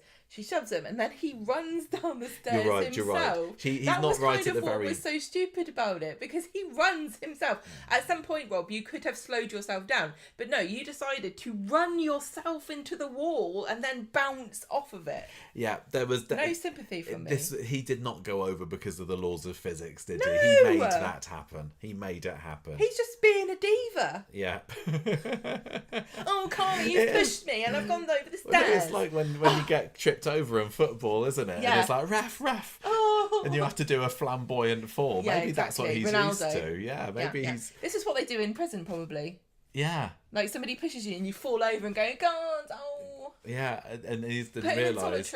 Yeah, I didn't realise that in this case it meant that he was going to go right on the balcony. But that just adds to it. Just in time, might I say, for Lisa to come hobbling in through the front door herself, finding him unconscious on the floor, gun next to him, looks up the stairs. Carla's having a bit of a panicky time up there, and Lisa's like, "Oh, Carla, what have you done?" I don't get her reaction. I do. I think if I was Lisa, I would 100% think that Carla's just pushed him over the edge. Yeah, but I wouldn't be like, what have you done? I'd be like, good. No, what have you done's a classic soap phrase. It's like, you I suppose it would have been a completely different vibe if she'd run up and saw him on the ground and saw Carla standing over him and gone, good. Great. And it wasn't a case of, what's gone on here? She knew what she's done. She's a detective. Okay. She's very clever at putting together things from clues. There's a guy on the ground. There's a blubbering woman at the top of the stairs. It's not. She is a sergeant. It sounded accusatory. Do you know what I mean? If I was Carla, I'd be like, "What do you think I've done? I've done your job for you, and the perpetrator is out cold on the floor. You're welcome, officer. I rescued myself from kidnapping. You were asleep." So Tuesday's episode picks straight up from there. Swain bags up the gun in a little plastic evidence bag as Carla whitters on about what happened to her. Lisa's kind of spying the blood round Rob. It looks like his kidney's leaking a little bit. He hasn't got one. His kidney hole is leaking, and she does a bit of a test, doesn't she? She puts her finger to his neck, and then she calls up to Carla that he's dead. Maybe she just doesn't like touching dead. So, like, the question is then, icky did she actually think that he was dead? I know you've asked me this before, but what is in it for her to pretend he's dead? There's no benefit to her whatsoever to make... Number one, Carla's devastated because it's her brother, no matter what, right? She's then responsible for killing him, and she's in a lot of trouble, right? Also, it gives Rob a chance to escape if he is actually alive. There's no benefit at all for her to lie. All I could see is how Lisa could explain it if she did know that he was alive. Yeah. Is that the only thing that mattered to her at that point was getting Carla back to hospital, and that would kind of semi make sense. But You know that you need to get your girlfriend back hooked up to a drip. She needs to be seen by some specialists, and if Rob is still clinging on, then that means they're going to be hanging around there for longer than she needs. She just needs to get Carla out that building, off to the hospital, and yeah, maybe if Rob escapes again, we'll deal with that later. I think possibly it's that, but it obviously was. Why are you so obsessed with the idea? I don't believe that she would misdiagnose. That's not the right word. People have done this in the past, and also if he's bleeding out, his pulse could be very weak. Yes. People have missed. This is why I know that people think this is stupid, but this is why only a doctor can declare somebody dead. Even if their head's not on their body, nobody else is allowed to say this person is dead until a doctor comes. I'm sure they can, but they just won't write it down. I declare death. I suppose if Lisa was panicked, as you probably would be if you're in that situation, you've got a potential that you might do a bit of misfingering around the neck. But I also don't understand how you feel a pulse and neck. No, I'm not very good at doing it. It makes me feel icky if I touch there. Also, I remember. Do you remember when you got told you have to, if you use your thumb, it's wrong because you feel your own pulse? Right. Anyway, look. So, dead, alive, doesn't matter. Both of us, as they left the building, kind of said they're going to come back and he's not there. They're going to do it. This was, it's because they left him there. This was very Dougie Ferguson-esque, wasn't it? Just the fact that how he went over the railings was a bit like Dougie Ferguson, and when they came back, Galen Richard later on in that episode or the next episode, he wasn't down in the middle of the stairwell. Yep. Difference was he'd managed to crawl himself to the next room and bleed to death there, but Rob's over the hill and far away. She should have done what you do in Scream movies and just shot him in the head. Scream movies. Oh, just to be sure. When you get the villain at the end and you kill them, you have to shoot them again, otherwise they'll come back to life. Everyone knows this. She should have shot him in the head and gone, oops, I guess he fell on his gun. That's what you do in a zombie movie. Double tap. Yeah, exactly. So anyway, they're fast tracking down the motorway to the hospital again, and no. Oh, no, they're not. Oh, yeah, Kit turns up then at that point, doesn't he? This is the other thing that was odd with Lisa, because Lisa tells him, oh, Rob's in there, he's dead, and Kit's like, oh, let me go and check. She's like, no, don't check. And that's why you thought it was... This was the extra thing that made me think that she was covering it up, because the way she was saying to Kit, no, don't go in there, it felt guilty as sin, and he falls for it, because she's saying, I just got to get Carla to hospital, just got to get her there. But the reading that I gave of that scene when I was watching it was she doesn't want him to go in there and find out that he's not really dead. But what has the benefit of her letting Rob get away? You don't know, do you? There's no motive. There's literally no reason. Unless she's fallen in love with him as well. And she's also having his baby. Could be. Everybody's getting knocked up by Rob. I don't know because she has been colluding with him a little bit, but not she didn't. She lied. Such an extreme. If she wanted to be in cahoots with him, she wouldn't have betrayed him as soon as he gave her Carla the kidney. But is it just there to set up the end of the week drama where Bostello's got her over a barrel saying, well, this is all looking very suspicious, and what can Lisa say? Yeah, it was a little bit, wasn't it? But it was in the script, so I had to go with it. I don't know. It doesn't make any sense that she let Rob get away, because he tried to kill Carla and she only cares about Carla. Everything she's done for Carla, and she's happy with those decisions, and she stands by every choice that she's made. But letting Rob get away benefits her or Carla in no way at all. Yeah. So Rob does indeed wake up later on that episode. He does a classic eyes open, loud gasp. It was a bit of a Doctor Who regeneration moment, wasn't it? Also, you forgot to say that Lisa tells Carla, don't talk to the police. Oh, yes, exactly. So, and then Carla says, okay, and she says, up. What did I just say? I count to. Kit and Lisa are back at the hospital later. Carla's been taken into somewhere or other to be checked over, and Lisa accidentally lets it slip that Carla had just seen her brother die, and Rob Kit's like, hang on, what do you mean? Are you saying that Carla? So it felt like Carla was being dropped in. Honestly, Lisa was like, she missed the pulse. Then she blurts out that Carla saw him die after telling Carla not to say anything to the police. Nobody's perfect. Anyway, she's under a lot of stress. Before she can say too much more about that, fortunately for her, Betsy, Roy, Ryan and Bobby show up and they want to know everything that's happened. So kind of all bits of it get passed on to them there. A bit later, a doctor comes around and tells everybody that Carla's got an infection, but she's on antibiotics, so it's all going to be fine. Hopefully, could mean that the kidneys fails and she has to I want start my money again. back then. God, Bennett, I hope that this kidney doesn't fail. I'm not in the mood for this stringing out any longer. Really, really not. Although, if Rob does end up dead, maybe another kidney going there. Possibly. Does it matter which one you go for? Like, if you want to have your left kidney replaced, do you have to get somebody, or can you just like turn it around, turn it upside down, and then connect it that way? I don't know. Really don't know. But yeah, possibly another kidney up for grabs if things get more dramatic next week.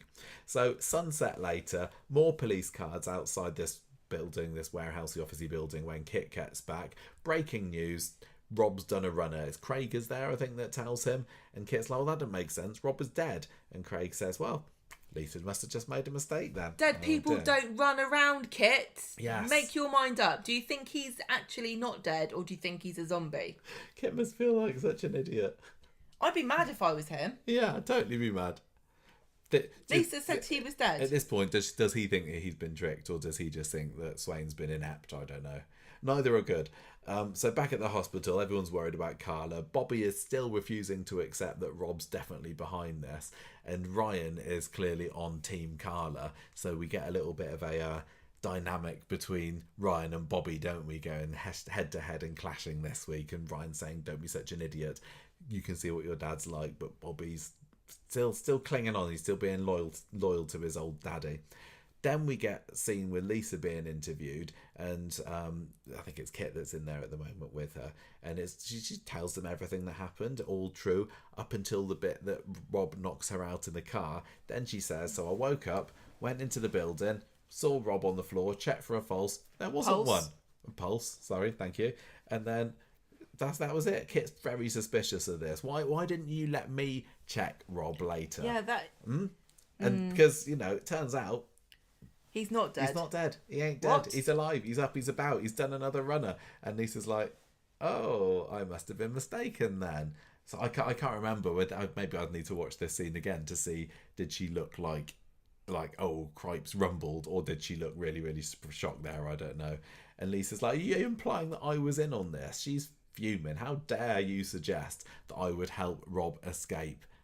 It's not looking good though, Lisa, is it? It's not looking good. News just in. You can put a kidney whatever side you want. Have you found out, have you? Yeah. Oh, handy. So why don't you, just for, when it's coming up to spring, you want to change, start your life, wardrobe, new job maybe, swap your kidneys round. It doesn't matter which side they go. Yeah. It's like when how you're supposed to turn your upholstery upside down. No, not your upholstery. Not just the upholstery. Turn your curtains upside down. You're supposed to switch around your sofa cushions. Have you done that recently? That's it. Give them a good battering. And your mattress. Have you done that? No. And also pants daily. Change. What? Change those. Roy and Ryan are being told that things are looking good for Carla later. She's still pretty woozy. Ryan wants to know what happened. Carla says, yep, it was Rob. He was the one behind this. And they just agreed to give her a rest because that's enough exposition for now.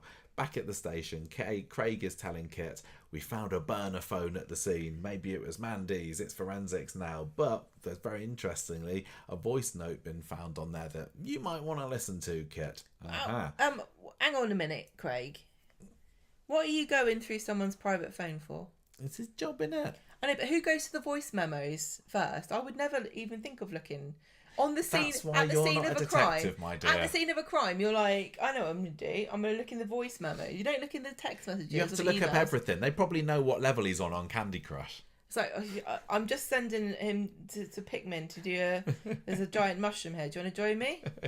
He's only on level 10. It's pathetic. I see people probably got my Candy Crush reference, but I don't know whether they got yours. But I did. Thank you. So that's the main thing. One thing you didn't mention was that when Kit turns up and tells them that Rob was supposed to be there, and Craig says he's run away, then Kit says, well, where's Lisa's car? And then Craig goes, oh, he's in Lisa's car. Oh, yeah, that's right, He's probably not on foot. He's probably got in the car. Yeah. Unless there's 2 crimes that have happened Again, and someone else has stolen Lisa's car. Gemma, as somebody who, not 2 years ago, had a bit of surgery themselves, driving fine, the next easy, day. perfect.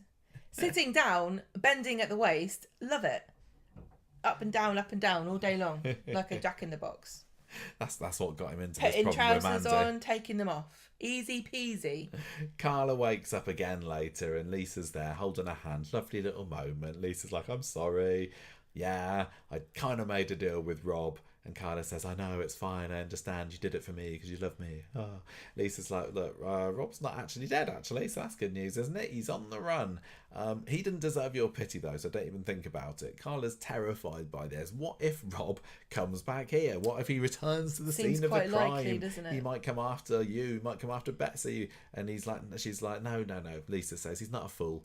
He's not going to come back here. Half the coppers in Weatherfield are out after him at the moment. Honestly, I think this is the last that we've seen of him. Prophetic comment. Bobby and Ryan at the end of the episode are in the pub later. Ryan says, look, sorry for being snappy with you earlier about Rob. Let's be mates.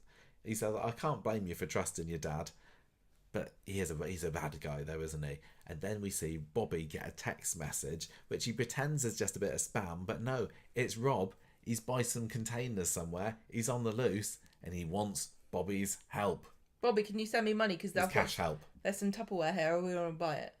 It's the perfect size for sandwiches. Yes. And I'm going to be on the run. You can probably, if you any other kidneys, you can probably put those in a bit of Tupperware, can't you? Keep the infections from getting in. Right. So, do you remember, like a year or so ago, when that prisoner escaped from prison and he hid under a lorry and went to London? Vaguely. And everybody lost their minds, and it was on the news, and his face was everywhere, and people were talking about it for days.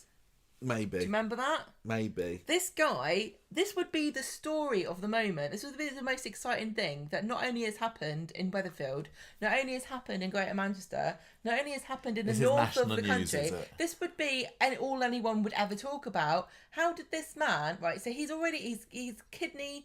He's in cahoots with a prison guard. He kidnapped a woman out of a private hospital. He beat up a police officer. He's stolen a car and he's on the run. His face would be everywhere, but somehow he's managed to find himself a burner phone. Well, no. He got the burner phone before this all happened. The burner phone was just his prison phone, wasn't it? Well, how come he's not been texting Bobby with it then? Rude. Oh, I don't know. No, well, anyway, I want to say, despite all that, Tracy still has got no seemingly idea what's been going on. She's not bothered at all. This is the biggest surprise.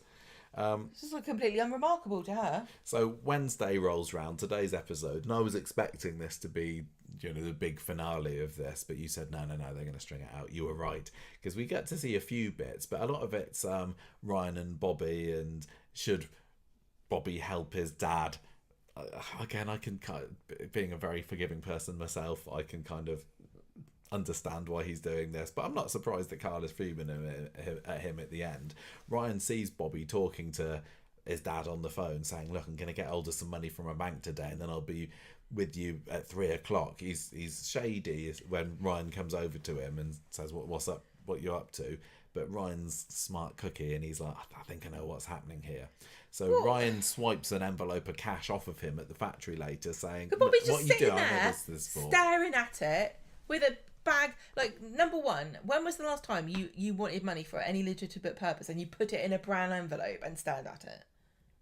Never. Also, would you, if you're the police, right? Don't you find the nearest relatives and you keep an eye on them and you tap their phones? They're very busy, Gemma. They're very, very busy. They're like, we're looking for Rob. We can't look at Bobby at the same time.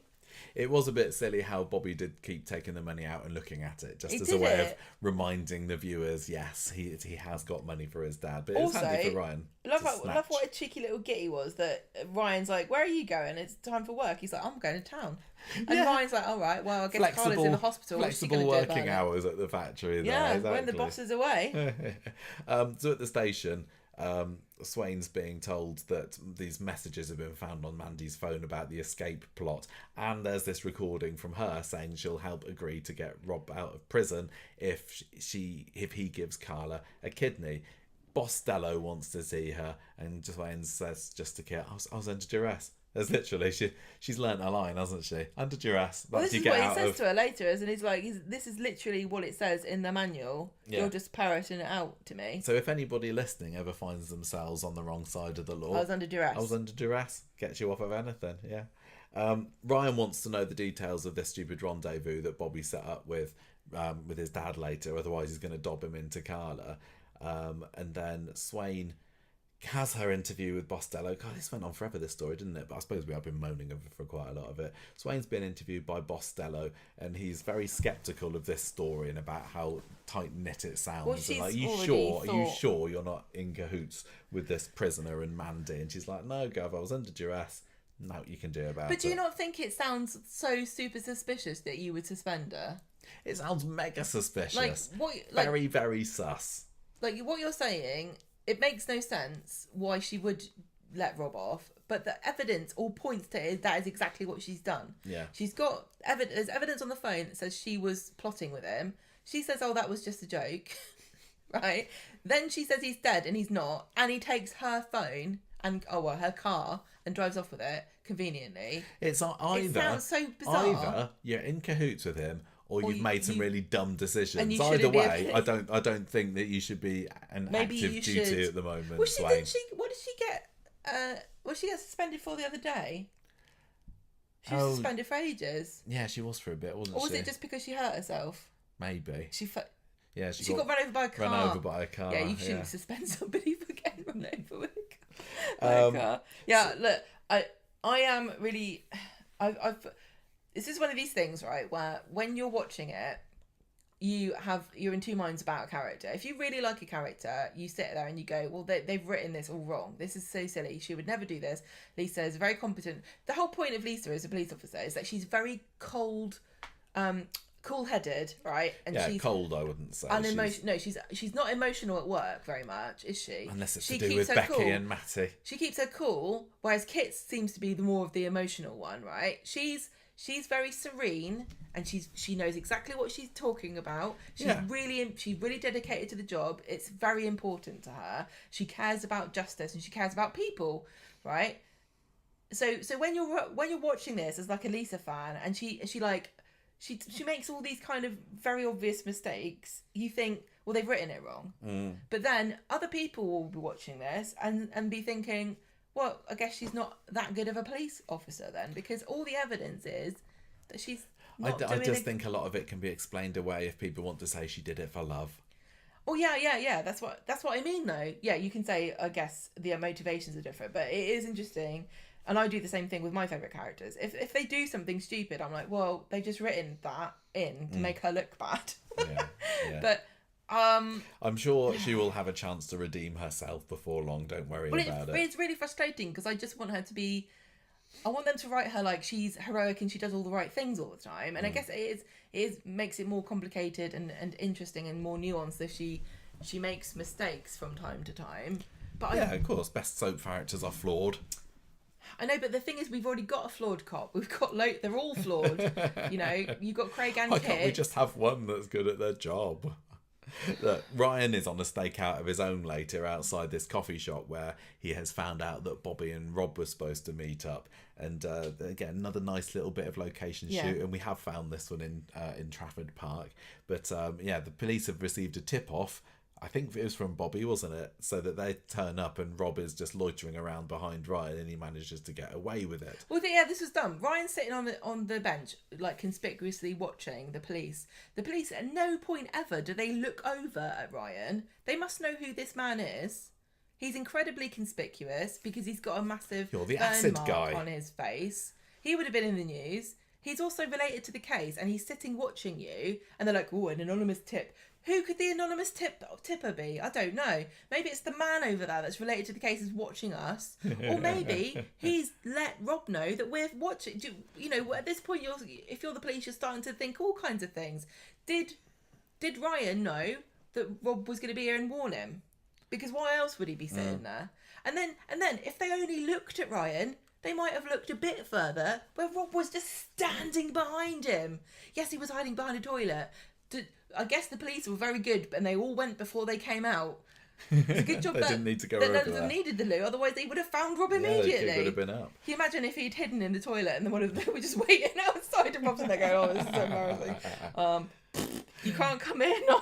I'm going to be in here all right. Look, we need to get through the end of this story. We've been getting so long. So Bobby and Ryan meet up again in the factory later, and Ryan can't believe what a doofus Bobby has been for tipping off the police. So then they head over to the hospital where Ryan tells Carla about what Bobby's been up to, the plonker. Bobby's like, look, I'm really sorry.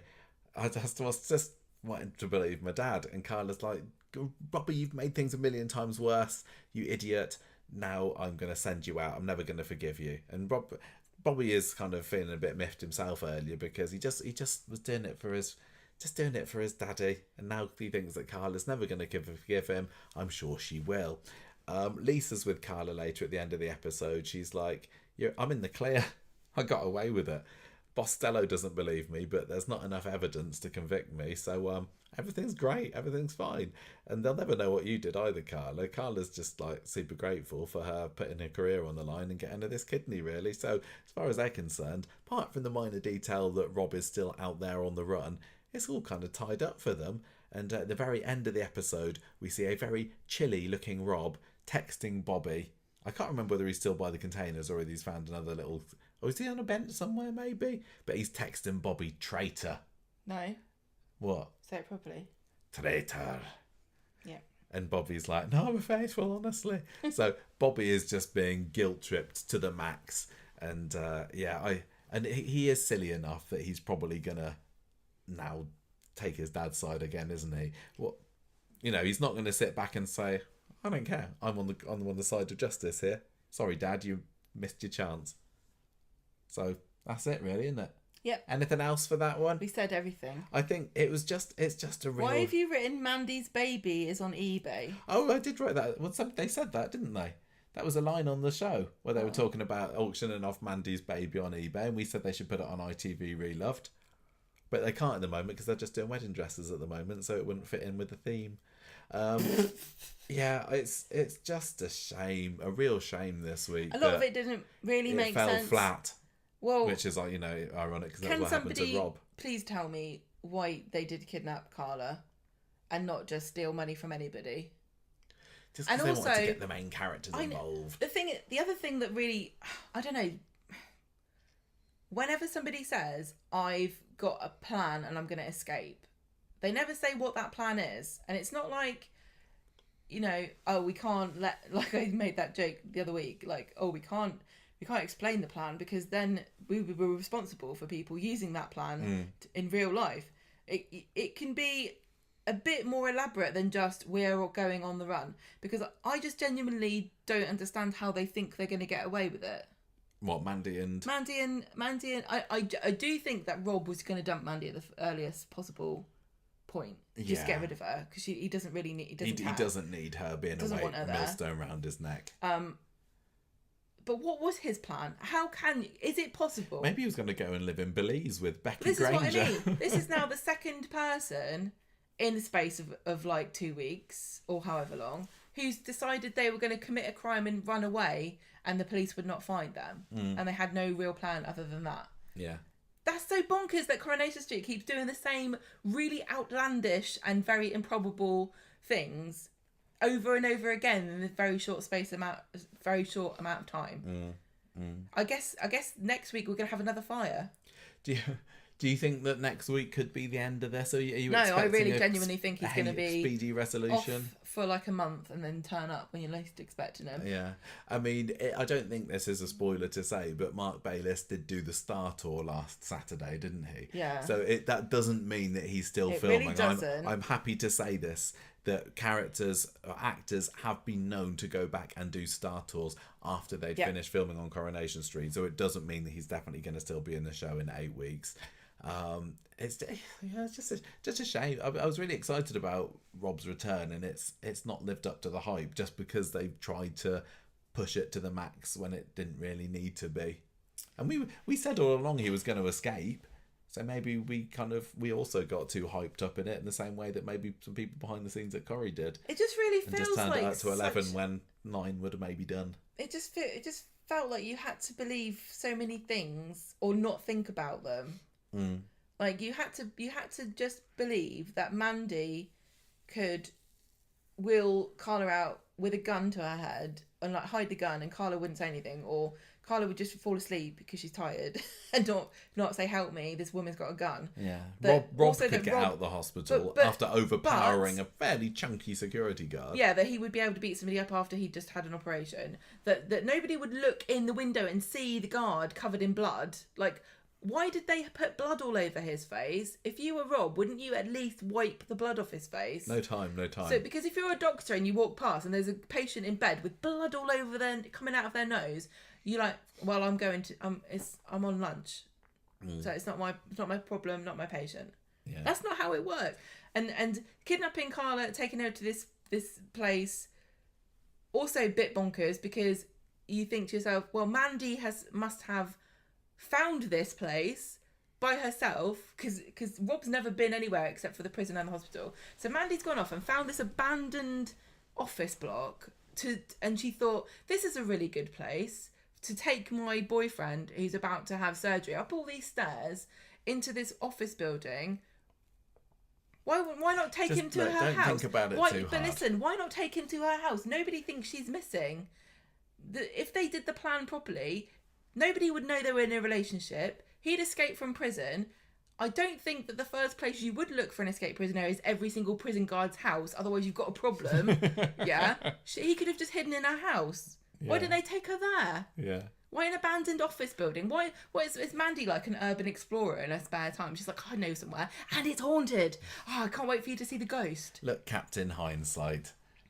There's so many things that don't make sense. But maybe I'm too stupid to understand some of them. At least. I think I appreciated the getting taste of your own medicine-ness of Rob going over a balcony, as silly as the fall was. Oh, if only Lisa had hit him on the head with a pipe. Yeah, finished him off. That would have been poetic justice there, wouldn't it?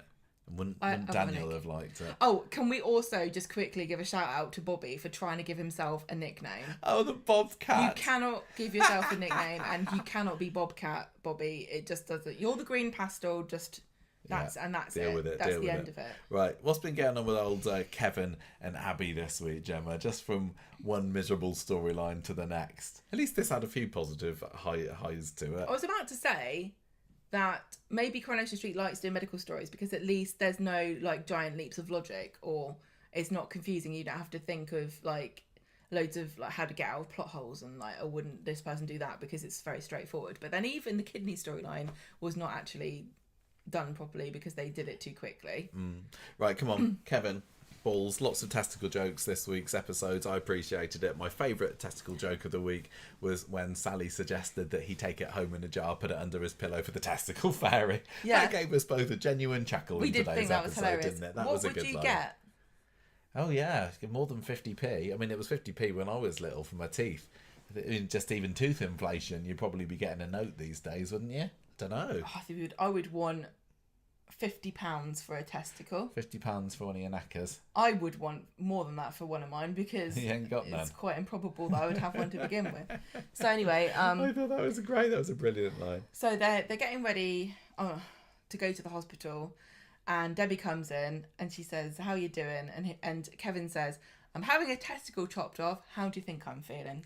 Have you kind of minded the lightness the lightheartedness that they've taken with this? No, I'd rather they didn't do it at all. But if they're going to do it, then let's not cry all the time. I am left wondering at the end of this week. So is he okay now? In a way, I don't like the waiting. I don't like the waiting because he said a week, wasn't it? So this time next week we'll know.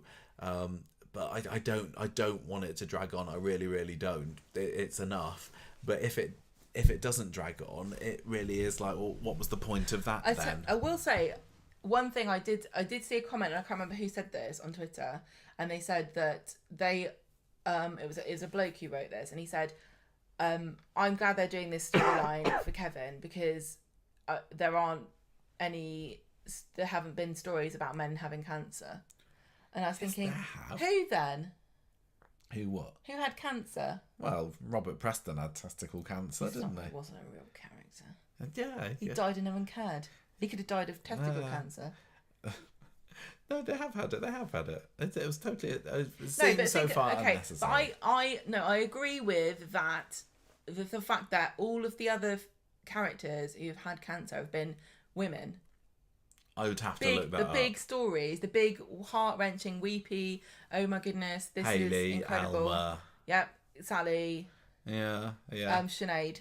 Yeah, they were all. That's not right. There hasn't been a story, and I don't want this to turn into Kevin's story, and I don't think it will, where you've gone, oh no, how sad this poor cancer man I'm 100% is dying. not expecting this cancer to have spread so much that he has completely got no hope, and they discover next week that he's stage 4 or anything like that. I think Kevin is going to get out of this. But we did just have the big medical storyline with Paul. Yes. And the thing about it too is, it is important to see yourself on screen, and representation is important, and you connect better with people that are more like you, and that maybe some men will be saved, like with Aiden's storyline.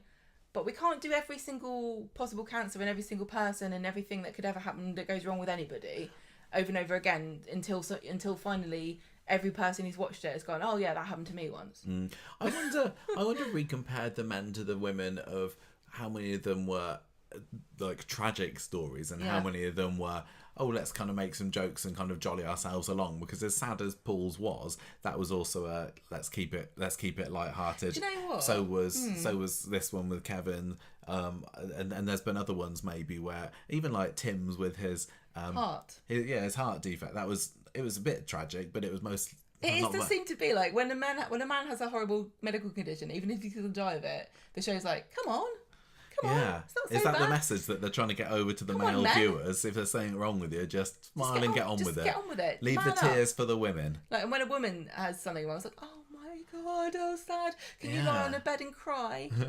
Can you arrange your hair behind you and have a tear down your beautifully make-upped cheek? I did it. I liked. I enjoyed this story like this week. I preferred what was going on with Kevin to what was going on with Abby in this story this week. As I've said before, I'm very, very much over her having all these hallucinations and tears and hysterics about seeing Mason. Rude. But Kevin, who has arguably got something worse. No, it's not a competition here, but that seems to be a more enjoyable part of the story for me. And I love Abby as a character. You can't really laugh your way through PTSD. No. You can laugh your way through where am I going to see Mason this time? I stand up on the stretcher this week. Yeah, Seb and Mason. We want Mason this week, wasn't it? Do you know what made me laugh, Kevin? Earlier today, I was outside the hospital and I saw a gurney, dead man on it, and I thought it was Seb. Anyway, look. What's been going on here? They go to the hospital and Abby is still like not coping, and she's getting the noises in her head. Yeah, she doesn't like hospitals at the moment because Mason died in one. That's weird because I love them. Do you always really like going? Nobody likes hospitals, but we don't all have flashbacks when we go there, Abby. No. She goes home and Jack's there, and she has a go at him for not coming to the hospital or being there for his dad. And Jack is like, look, I'm actually not coping with this. I can't see him. I don't want him to die. I don't want to see him like that. And so Abby tries to... You might not be able to tell from my very expressionless face, but I'm actually very cut up by what's going on with my dad at the moment. Thank you very much, Abby. Well, she's like, don't worry about it. Grow some balls. Let's go to the hospital. The surgeon comes in and says, yeah, we're just going to whip it out. They should do that, shouldn't they? Can you grow them in the lab? I know that you can just get prosthetic ones. But what would be the purpose? Well, just instead of prosthetic ones, you can have a real one if you've got one lopped off. But what do you want it for? To grow? What do you want it to like? Make sperm? Like? No, I just prefer the thought It's a biological one. Yeah. But you could just put anything in there. You could just put like an eyeball. Yeah, an eyeball. Like this guy's dead and he's got really bad eyesight, so we don't need his eyeballs for anything. Yeah, Do you want that? No. We'll cut the end of it off. It's not going to dangle out. Right, come on, what's next? But no, I was just thinking, if you could make a testicle, you could make it design a sperm. You could grow one on a mouse's back, couldn't you? Like an ear. They probably have done that to a poor mouse. But listen, you make design a sperm. Like, these ones will be smart. Oh, yeah. These ones will be... Well, Kevin doesn't need his for having any more babies, I'll tell you that. Right, you've got a choice. You can have a fake one, you can have an eyeball, you can have one that makes sperm that's really smart, kids, and I've seen Jack, so you might want to try that one. And the other one is a novelty one that does confetti. Confetti? Yeah, confetti comes out. It makes confetti. No, thank you. It's right. It's just experimental at the moment. Carry on. What's been going on? So, they go to that hospital and Kevin gets told about the eyeball and it all seems normal to him. So, Abby has a bit of a moment at the end of Monday's episode, and then Tuesday she's getting even worse. She's sitting with Debbie in the waiting room and Debbie's like, go home. Look, you can tell that you're not coping. Everything's going to be okay. You can leave. So Abby thinks, but then she decides to go. Kevin's had his operation. It's a complete success. I was surprised. Maybe I wasn't surprised. I'd never really given it any thought. Half an hour it takes to get it out. Yeah, when I was watching it, I was like, half an hour? That's not very long. And then I thought, well, but what are they doing? They're just cutting it off. Yeah, it's probably... and when they do it to a ball, they just straight with a pair of scissors. Yeah, in a very seconds. Easily accessible place, isn't it, really? Well, you guys store it in a stupid place, don't you? Don't have to be digging through any muscle or fat or That's anything what you get to for waving them around. Waggling them about all the time. Yeah. So, he's woozy, he's knackered, but he's still having a joke. Debbie and Jack are there for him. And Debbie says, Abby's out. She's actually having a moment in the car park at the moment. So she's screaming in the car park. And then she sees the stretcher abandoned. And she goes over and takes the sheet off of it because there's a body underneath it. And when under there, no surprises to anybody, is dead Seb. But it turned out that it was just an empty one, wasn't it? I know, I was sitting there going, oh my God, she just... I know. A corpse is under there and she's just going to be flapping a corpse about. I know. But no, it was just an empty one, which is a shame. But she even grabbed a duvet, didn't she? Or not a duvet, the sheet off at the top. They didn't put duvets on top of dead people. Just to make them cosy. Yeah. I want an electric blanket on mine, please. I always said I wanted to get warm. buried in my pyjamas with a duvet. I don't understand why people wear fancy clothes. You're going to bed. You're sleeping for the rest of the time now. Be comfortable. That's how it works. Right, so the doctor's like, well, all went well. Next thing we're going to do is take you for a CT scan to make sure it's all gone. And then Debbie looks at her phone and is like, crikey, I've got 4 missed calls from Abby. So she rushes off, finds Abby out the front, and Asher's come. And this was really nice because Asher's just, working as a paramedic, and she walks past and Abby's just having a meltdown with a sheet. And she's saying, "Oh, this Asher's is my." so nice to her. Yeah, Abby's saying this is my worst vision yet, but I don't really get that. They're all very much of a muchness to me. She looks down and she sees Seb or Mason, but she seemed to think it was the worst one. It's pretty gruesome, but he always looks dead. Yeah. But this is him on a stretcher. Is that worse? Because, I don't know. Well, I think she was saying it. He felt it felt more real and more. That this was worse. More, yeah. He's actually physically there. So, Asher's just being perfect and wonderful. Asher was lovely. And Abby's apologising, and Debbie's like, she's being haunted, and Asher's like, oh, okay, yeah. We get that a lot around here. Yeah. There's loads of ghosts, actually. Abby wants to see Kevin, but Debbie's like, let's just go home. So back inside, Kev's like saying, let's go to Barcelona. Let's go he's see talking to Jack, football. isn't he? And Jack's like, but why? Are you dying? Is this a bucket list? And Kevin's like, no, it just makes me realise the things I should be doing while I still can. So then Debbie comes in and sends Jack off. And when she's alone with Kevin, she tells him about what Abby's been getting up to, and Kevin's really upset because he thought she was getting better because Gaddis came and spoke to her, and did she give her medication? I can't remember. I assume so. Yeah, I think maybe. And so she says, look, don't worry about it. I've signed her up with a private therapist. I'm paying for it. Don't even think about trying to cover it. I'm sorting it out.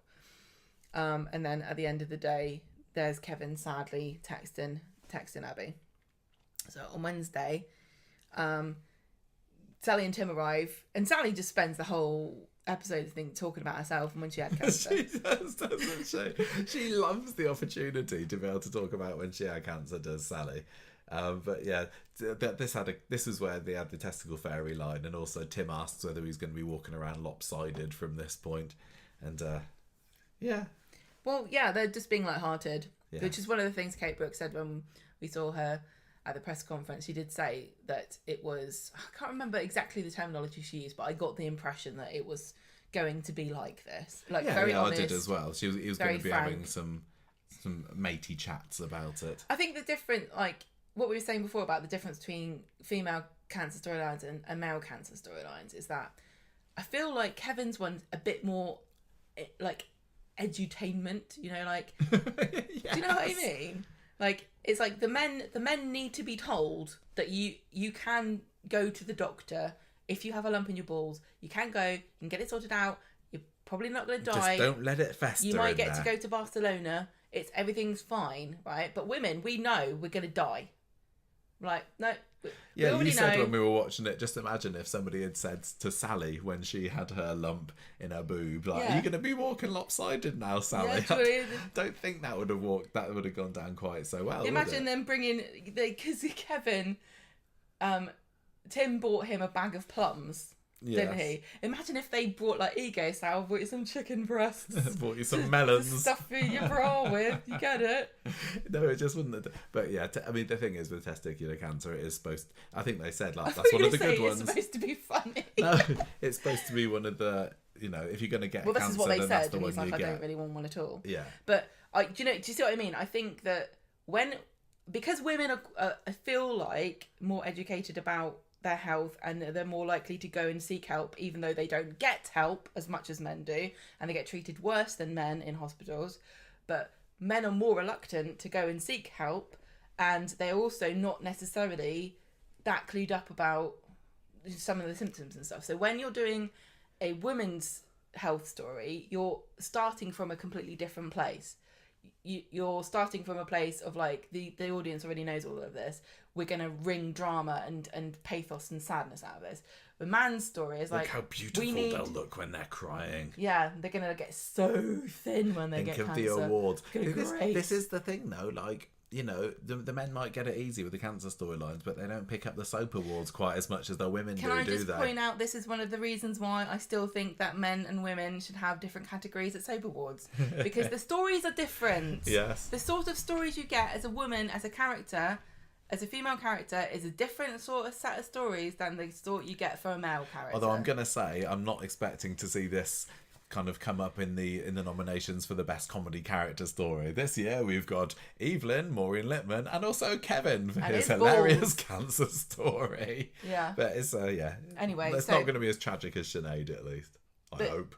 It is a completely different Yes. starting point. Yeah. So, yeah, they give him a bag of plums and talk about the testicle fairy. Oh, I thought you were going to sneeze. No. Kevin's getting very frustrated because he's worried about Abby and he wants to support her, but she's got to go to this counselling session, and Sally basically tells him to rest up and shut up. So Abby Shut goes... up and listen to me talking to you about when I had my breast cancer, Kevin. And then he falls asleep, so she goes and tells Carla, and Carla falls asleep. When she said I'm going to go and see Carla now, they are in different hospitals, aren't they? Carla's at the private No, hospital. I think she must be in... Did she go back to the general at the end? The thing is, the private hospitals are well and good, but oftentimes when you have an emergency, you have to go to the big NHS hospital. When you've been taken hostage. This is the hostage hospital, Kevin. I don't know why you're here. So anyway, Abby shows up at the counselling session. Who comes out but Roy? Very interesting that he was there. Yeah, Mr. I never like to talk about my feelings. So she goes in, and when she comes out, Roy's still there, and he's waited for her. And I think they hug at that point, because she's she's just happy to see a friendly face. Well, that's why he stayed, isn't it? Yeah. He understands people more than you may think. She goes back to the cafe with him, and she's like, oh, that was really hard work. I feel positive, but I feel really drained. And then Roy says, yeah, you know how I was chill about Lauren sending me to prison? Not at all. No, I was actually furious. And I still worry about it all the time. I think about it all the time. I have flashbacks. I was nearly killed. I was actually held hostage. So Carla might want to come here later on in the year. Because it's quite traumatic for me. I want Roy to have a flashback of Griff. Yeah. Or maybe Roscoe. He was a nice chap, wasn't he? Yeah. So he says, look, it's working. And then they start talking about draining pus, which I thought was a bit graphic. What was that all about? It was like, the pus is your pestilence of your sad thoughts, isn't it? Of your soul, yeah, okay. The pus of your soul. Soul pus. Lancet. Yeah. And he also a bit of good squeeze. starts talking about Hayley and how she used to leave tissues everywhere, which I thought was a low blow for a dead woman. Thank you. This is what ladies do. Gemma, do you or do you not leave tissues everywhere? You can't deny it. It's a thing. I don't. Yeah, but you can't. Right, you're just jealous because you can't blow your nose. I'm not a very good nose blower. I do have a deviated septum, Yep. and that's my excuse for not being able to do it very well. But you do leave tissues around all over the place. It's not infrequent that I will get into bed in the evening, and there will be some of your tissues there that I have to flick out the way. So I feel in solidarity with Roy today. Does it bother for this. you? You just have to tell me. No, it doesn't particularly bother me. I don't do it on purpose. But I thought that, soaps are at their best when they can pick out the truths of modern life. Well, I suppose women have been doing this for ages. All right then. If Abby should have gone, oh, she leaves tissues. She left tissues everywhere, did she? Yeah. Well, Kevin leaves piles of toenails around the house. I found one of you. I think have you cut your nails recently? Because I was sitting on the sofa this morning. Or was it a fingernail? And I found a nail, and it was your size. It was not the size of... Have you done your nails recently? No. Really? Where did you find it? Just on the sofa. Maybe it was... Oh, no. Look at how long my nails are. Gemma was showing me the evidence now. Ghost nails. Ghost. Maybe it was one of mine that just flicked off somewhere. You leave piles of crusty, infected toenails around on the table where we put food. Okay, so let's not be having this conversation. Fine. All right. And we'll find out whether this all gets cut now. Right, so he's saying I miss her snotty tissues, which is apparently what you'll say when I die. I think that he should have kept one so that he can like clone her when the technology becomes available. Yeah. And she could have a real snot Hayley. No, it'll be like the fly, right? Because there will be some Hayley DNA, but also some bacteria of whatever gave her the flu. So it'll be like Hayley, but she's a kind of zombie that makes you sneeze. I'd take it just to see the lovely Hez on our screens. I want to see how again. Julie Hesmanhouse would handle that role. Masterfully, I'm sure. Right. Right, I love you. Right, what's that's about it? Well, he says that I'll always be there for you, and he gives her his hand, like he's kind of expecting her to give it a kiss. And the results are going to come back from Kevin, like you said, and he wants to go to Barcelona. And so this story Abby comes back. Put to bed I really like this. The very last scene when Abby came home and she got under the blanket with Kevin, who was sitting on the sofa having a nap. And she says, look, I'm going to look after you now. And I'm going to keep going to the therapist. Yeah, see, it was heartwarming. It was nice. It was a heartwarming story this and week. This is there were thing. no guns or hostage situations or drama or silly flippy stunts. It was just a fairly nice, heartwarming story with just a few little silly bits of experimental editing when Seb appeared. And having the hospital echoes in her ear. This is the thing about it, like, you wouldn't have got that feeling off of them two on the sofa together if you hadn't had all of that before. But we could generate that cosy warm feeling without cancer and PTSD. Maybe we could. I quite enjoyed this week. I liked his therapist. We looked at the favourite name I've ever seen of an actor in Coronation Street. Lola Sonola. Fantastic. Was the name of the actress who played the therapist. We looked her up. She was great. We didn't look her up. She was just in the credits. We saw her in the credits, didn't we? It was crack reporting and research that we did. Oh my gosh! Right, next story. We said this would be a short one. It's unbelievable. What's been going on with the Platts? How have you been finding the Platts drama recently, Gemma? When they had the hearing on Monday, I was like, why are they in court for? I was like, yes, there's been a little fire, hasn't there? Yeah, so this story basically this week is about Max being told, no, you're not getting bail. I can tell you what happened. He's going to Scotland. Yeah. First he was going to Belize, now he's going to Scotland. Or Cornwall, possibly. Do they have jails in Cornwall? The question was asked. I don't know. There's one in Winchester. For the pasty rustlers. Oh, it's very serious down here. We don't like it when people nick our pasties or cider. Anyway, they're all criminals down in Cornwall, don't they? They're all pirates down there. Yeah. So I certainly hope they do. Right, so it's the here and on Monday. David's getting stressed out. He thinks that Max is definitely going to be getting some time inside. Well, yeah, he did set fire to the house. I don't think there's any escaping this. Like, it's the same with Dylan. I can't see how whenever his trial comes up, whether he's going to get away with that. This isn't an oops, is it? This isn't an oops. He did it on purpose. My bad. He did it. Yeah, so... And I know that the jury won't hear that Max is a white supremacist who made racist propaganda and... You don't need to, do you? But the judge will know at the end and go, you know what, we gave you a chance. So Max is sent down. He's on bail and on remand until the trial... He's not on bail. He's not on bail, sorry. He's on remand until the trial date is set. So that's put that story to bed for a little bit. Well, it hasn't. Oh, no, it hasn't, has it? You're right. Because now they're worried because they wanted him to be out on bail to protect him. Because like we said last week, there's an awful lot of characters in jail at the moment that have got a grudge against him. Whether that's Matty or Logan or Harvey or Damon, or Griff. I can't believe the number. I don't think there's ever been a time where a character's name has been uttered so often as Harvey without that character actually appearing. He's like the bogeyman of Coronation Street. He doesn't even have a tough guy name, does he? I wouldn't say Harvey's the most threatening of monikers. So I think Harvey is a furniture man or a rabbit. For a Coronation Street fan, Harvey's. I just think of the furniture store, and he's just.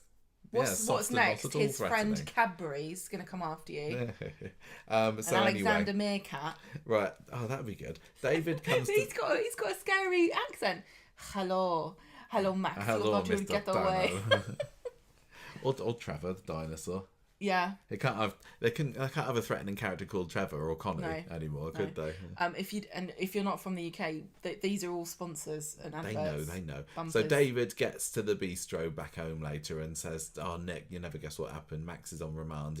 We need to get this money pronto from you. You know, you told me last week that you could solve all my problems by giving me a load of cash. Well, I kind of need it now. Otherwise, Max is going to get shanked in the back the second he steps into prison." And Nick says, yeah.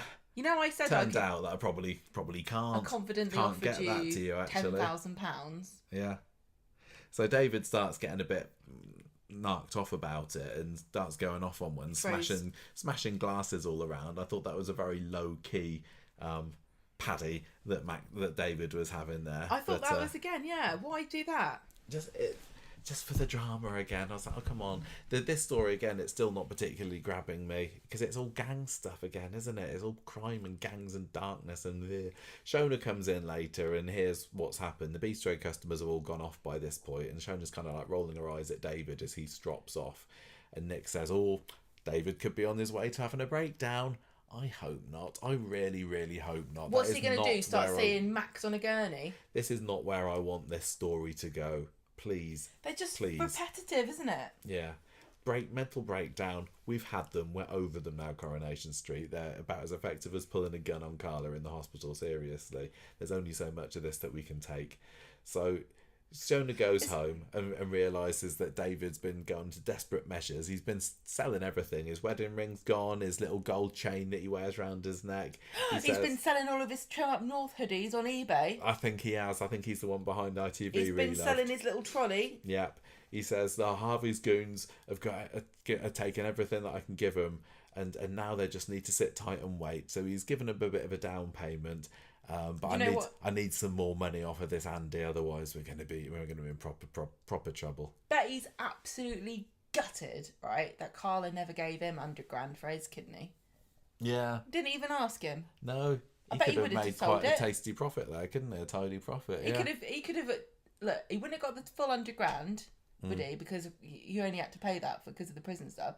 He could have negotiated 75. He could try doing some kind of medical trials, couldn't he? Yeah, we got money for that. We did this. Oh yeah, we did. There's a flu camp in London that gives you £6,000. There was a malaria trial my friends went on, £2,000. You could probably donate sperm. You can't sell blood in this country, sadly, or plasma, so that's not possible. But you could go to America and do it. I think. I don't think you can do that, and I don't think English people can because of BSE. Maybe there's a thing in Weatherfield that when you're born, you automatically sign up for medical trials without realising, and that's why everybody is having all these horrible issues. Carbon it's just it's a conspiracy that Weatherfield is the medical trial capital of the UK. I wouldn't actually put it past them. Makes you think. You know, they're putting down guys up to all kinds. Yep. So David on Tuesday's episode gets met up with Andy in the pub, who's not happy that he did a runner last week when Nick came and dragged him out of the car. But David's like, sorry. Someone from Harvey's gang dragged me off. You know what it's like. I won't let it happen again, though. Got any other jobs going? And Andy's like, well, okay, look, believe you or not, I do. $2,500 sound nice for you? I got another job for you. Sorted, says David. Let's do it. So what is it? Is it a kidney? I can't remember whether they've actually said what this is yet. Sperm? I don't know. Look, stop it. Is it in my eyeball for in your testicle sac? Maybe it is. Do you think that David would do that? What, put his eyeball out? Yeah, would he donate an eyeball? Not for $2,500. How much would you sell your eyeball for? If I knew it was going to a good home, like Kevin's scrotum. Right. Go on, how much? No, you're right, I don't know. I don't think there's any price I would accept for one of my eyes. No, I kind of need them. Yeah. Unless I was moving down to Cornwall to be a fellow pirate with an eye patch. Almost always using both at the same time. Yeah, I need my stereo vision, thank you very much. Anyway, look, David and Shona go and visit Max later in prison, and Shona's saying, look, I'm sorry, maybe it was a bit my fault that you handed yourself in after I kind of gave you that chat. And Max says, no, my fault, it's on me. Fair play to Max, I thought. He's being very mature and grown up about this. He says, look, it's my second offence. I'm 18. I deserve what's coming to me. I set fire to my house. Bit of a plonkerish thing to do there, wasn't it, really? So they say, look, just watch out for anyone dodgy. They might be ready to shank you in the back. We've given Harvey a bit of money, but there hopefully is going to be some more to come. But yeah, just watch your back, all right? And also, by the way, you might find that you're getting yourself transferred to a prison in Scotland at some point. So that's a bit of a downer, because it means that they can't go and visit him. So yeah, watch this space there. Max is not happy with this, and he says, look, David, can't you just make sure that you pay Harvey the money and then it's all okay? And David says, I wouldn't pay it. The way I see it, that David... I think that Harvey kind of enjoys toying with the plats by this point. I don't think he wants the money. I think he just likes messing around. You're yeah. Right. I think I would find it quite funny if I was him. Well, it keeps you entertained, doesn't it? There's only, isn't it? Yeah. I mean, there's only so much you can entertain yourself. It's I know that they've all got phones in or... prison these days, so he's probably doing his Candy Crush, just like I said earlier. But toying with the lives of the residents of the street is probably an awful lot more enjoyable, I would say. Well, Max says, this is all your fault. He kind of flips, doesn't he? He does. I said he started off being very mature, but then when David full says responsibility, yeah, and then he just says Scotland. David, you shouldn't have taken the money, really. What's wrong with Scotland? You pillock. Oh, you said it would be cold. Yes. I would love to be in Scotland and be cold. You mad, you crazy woman. Too hot. So this story kind of, it was obviously a very minor story next to all of the Carla and Rob drama, but it was still a downer, wasn't it? We just didn't enjoy Monday and Tuesday's episodes, and this added nothing in the way of levity or good times to those episodes. So let's do the Lou story, which we kind of... Did you enjoy Lou and Nick this week? Did you enjoy their little escapades? I didn't like them as much at the end of the week as I did at the beginning of the week. It felt like with Lou and Mick this week, they had their little story about will they or won't they split up, and maybe it was just a way of saying, oh, look what this couple are like, always falling out and then falling back in love again, and then making up, if you know what I mean. Look how volatile they are, aren't they kooky? I think it was a bit of just trying to show us that, but there was also kind of the bit of the dark underside as well, because clearly Mick knows who Chesney is but isn't letting on yet. I thought that was really interesting. And my question is, when Chesney went to court, did he not even look at who the plaintiff? Clearly he wasn't there. You said last week on the podcast that as soon as he meets Mick, he's going to realise, well, Mick knows him. Yes, exactly. So how did he remember who that is? How did Mick see Chesney? Is Chesney just so stunningly unobservant and uninterested in everything that happens in his life that he didn't even look to see what the guy looked like? Well, has Mick got a more of a generic looking face than Chesney? He does look familiar to me, and I don't know why, because I don't recognise him from anything. No, but he does have a kind of Yeah. That, Well, do you wanna, a familiar face. Do you want to have a little rundown of what they've been getting up to then? Oh, right. So they've got Chesney and Gemma got the day off work on Monday, which Handy. I think apparently they don't need money all of a sudden. Well, Chesney's, he doesn't. He's giving a tenner to Mick, isn't he, for Yeah, on Monday's episode. he's already given him for £6,000 flowers. the other week. Yeah. So they got the day off work, and this love token thing gets mentioned again. Oh, the one that Gemma got Chesney for Valentine's Day. Yeah. And then the couple... A redeemable bonk, I think it was. They're planning you shouldn't use that as currency in a healthy relationship. The Michaelis... Is that how you say it? It's not been said on No, screen it hasn't, yet, has it? No. Lou and Mick come round and they're like, "Hey, we're moving into the house. Come and help us." Well, actually, Mick says, "Chesney, come and help me." And the women just sit around doing nothing, apparently. This is the moment that I think a lot of us thought it was all going to come out. Because I swear that Mick was saying to Chesney, "Can you help me move some furniture?" So I just assumed that Chesney would go out, see the silver van and be like, "Hang on a minute." Chesney is just so dim. But clearly not. He doesn't recognise the car he vandalised. He doesn't recognise the man that he went to court and had to give £6,000 to. So the girls... nothing comes of it. The girls just, they stay in and have some lagers, don't they? Drink, and then they come back later and they're whispering... Chesney and Mick are whispering in the kitchen about the fact that Mick has broken Lou's nan's vase. It was a wedding that they gave present, them wasn't for it? a wedding present. And he's like, you say it was you. Because she won't get mad at you. Well, Mick... And she's horrible to me. Yeah, he kind of starts to go on, and I was thinking at the time, are we supposed to believe him here? I don't... It doesn't feel like it's true. But no, I just think it's his perception, isn't it? That Lou's always having a go at him, but then she does. But then... Yeah, but then he deserves it. He seems like he's more of a schemer than she does. She, at the end of the week, is saying, look, we need to be friends with these people, please. Yeah. Yeah, so he's like, yeah, she's horrible. She's horrible. She leaves tissues everywhere. And Chesney's like, look, just tell her the truth. It'll be fine. Mick comes out and goes, "Oh, Chesney, break your vase." And then Chesney goes, "I did not break, you did." And then she's like, "Oh, you flaming idiot. You stupid waste of space." And he's like, "Oh, well, I'm out of there. Good luck in your new home. Forget you, I'm off." And Chesney and Gemma are like sitting there going, oh my God. What should we do? This couple need to get their own set pronto because they can't be having their domestics in ours. They can't keep arguing and bonking in our house. So Chesney goes to the pub with Mick, trying to convince him to get back with Lou.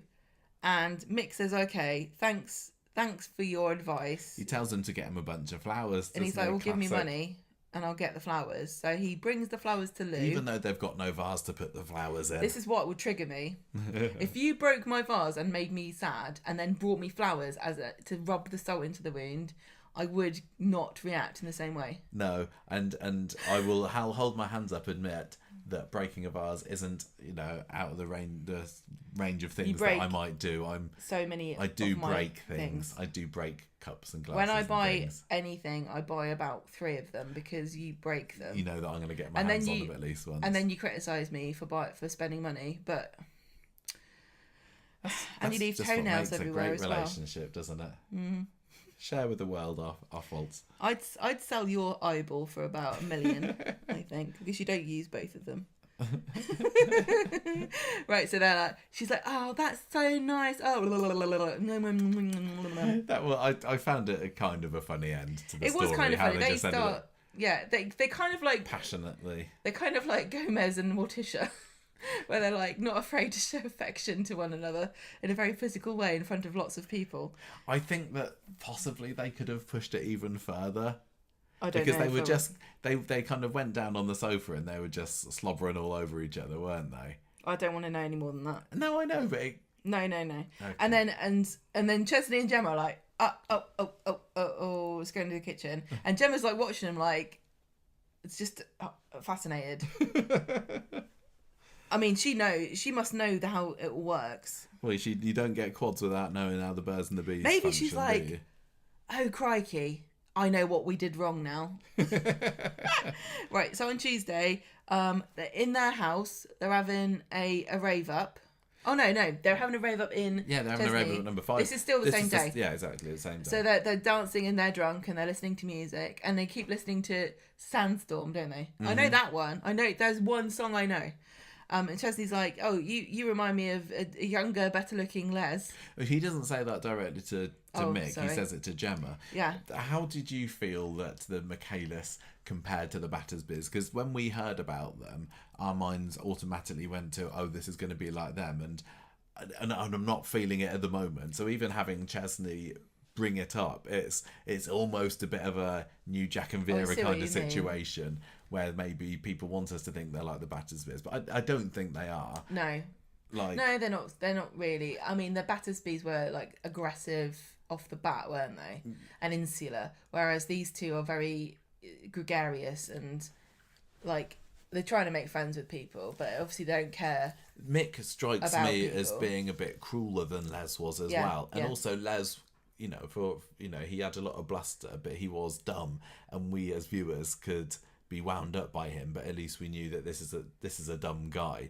But Mick seems a bit smart, and I'm not convinced that I like him. He seems I don't think I like him. He's a scheming, manipulating guy. I want to like him, and I like the idea of them as a couple. I like the idea of them being very hot and passionate and a bit chaffy. That doesn't bother me at all. But fast for me, I'm afraid. Because I felt the same way about Tim and Sally. Yeah. I don't find it that interesting. Right, so Mick comes into the kitchen and he's like, I recognise you. Do I know you from somewhere? I can't figure it out. And then he comes down from the loo and says, oh, I know. I remember you from when you had a market stall. That mystery solved. Let's go. Because he'd seen a picture upstairs, hadn't he, of Chesney on the market stalls. Yeah. Why would you have that printed out? This is pride displayed. And joy. Yeah. Oh, I remember when I had hopes and dreams. Right, so then they got flushed down the toilet, so it's perfect decor for our bathroom. Yeah. Chesney and Gemma sit down after they've gone, and they're like, well, I'm glad we had a laugh, but I'm glad they're gone, I guess. So out in the ginnel, Lou's like, what were you getting up to? What's going on? You know exactly who that guy is. And Mick says, I was just having fun with him. He deserves it. He's the one who put sugar in my tank. I want to make his life a misery. I think that's kind of fair enough. I know that Mick's got, was it $6,000 out of it? I think at this point I'd just be like, bygones, you know? Well, I would, but it doesn't surprise me that somebody like Mick would want to toy with him for a little longer. It's going to have to come out at some point. This is why you ended up getting this £10 off of him as well. Yeah, I know. But this is what I mean. People like this, they're just so completely unafraid of consequences or don't even think about them. Because like a lot of the reason why I wouldn't do this, apart from that it's horrible, is that I'd be scared of them going, well, I'll do it back to you. Like, I'm not having that. Yeah, is this going to lead into a neighbours at war? No, because Gemma maybe Gemma and Bernie would fight back, but Chesney would never. He hasn't got a fight in him, has he? Nope. No, absolutely pathetic. But Gemma wants to be friends, and Lou wants to be friends as well. So maybe it would be Bernie that's taking the lead in the old vengeance stakes here. I don't know. Well, anyway. Well, also he makes another enemy in George later, doesn't he, Mick? Because they continue their rave up at their house, and that's waking George up, who's had a midnight druid funeral the night before. It's just stupid, but he's stupid. I didn't go much on it. I didn't find it to be an amusing anecdote. No, I didn't either. It was very much up there with the sort of rubbish it's kind that of comes like out Rambly of Mary's Mary mouth. It was story, very much a Rambly Mary story. So Chesney's like, well, yeah, he joins George. They're both in the ginnel shouting through Mick's garden, and then Mick comes out and says, what? And they're like, can you turn it down? She's like, yeah, it's a bit loud. Mick's like, oh, it's a bit loud, is it? Fine. I mean, look, it was 4:00 in the afternoon.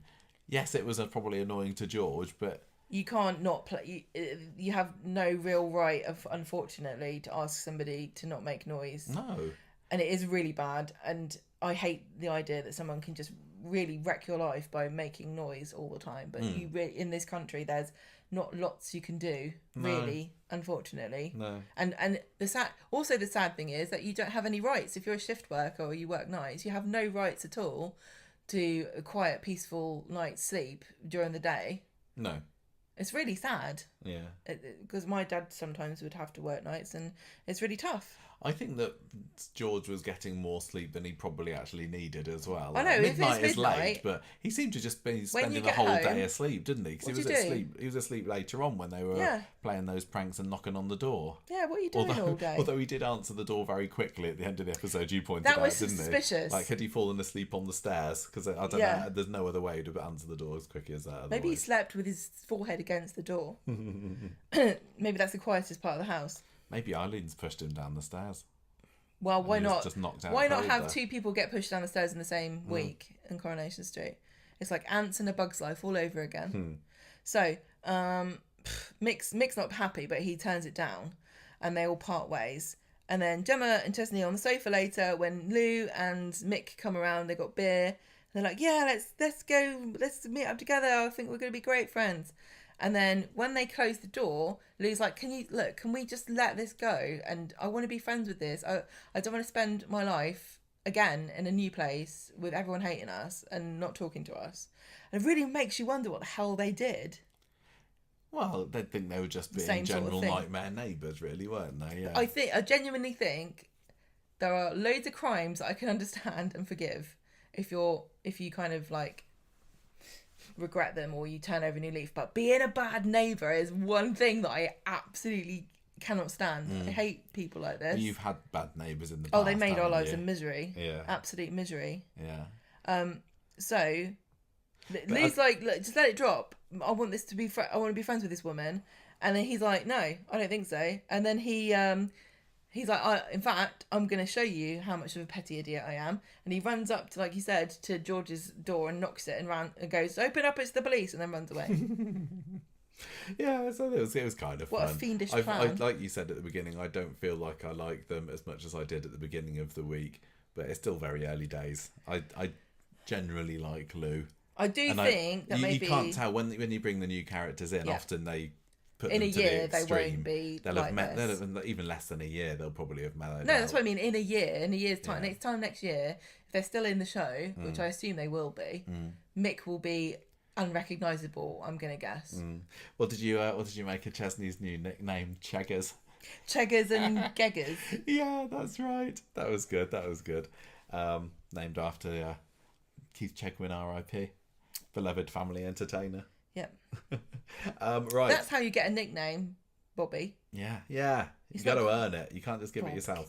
Bobcat. Honestly. Right. Coy Carp next. So this was brill. This was 100% a moment of happy, delicious lightness. Oh, this was just great. This was one of week the in main Coronation reasons Street. that Wednesday's episode was good. Yeah. I think Wednesday's just snuck into a banging for us. Yeah, It, just we said. So Julie's back. We've known it for a little while. When was this announced? It was in January, wasn't it? I think it was since the start of the new year that Katie Kavanagh was making a return to Coronation Street.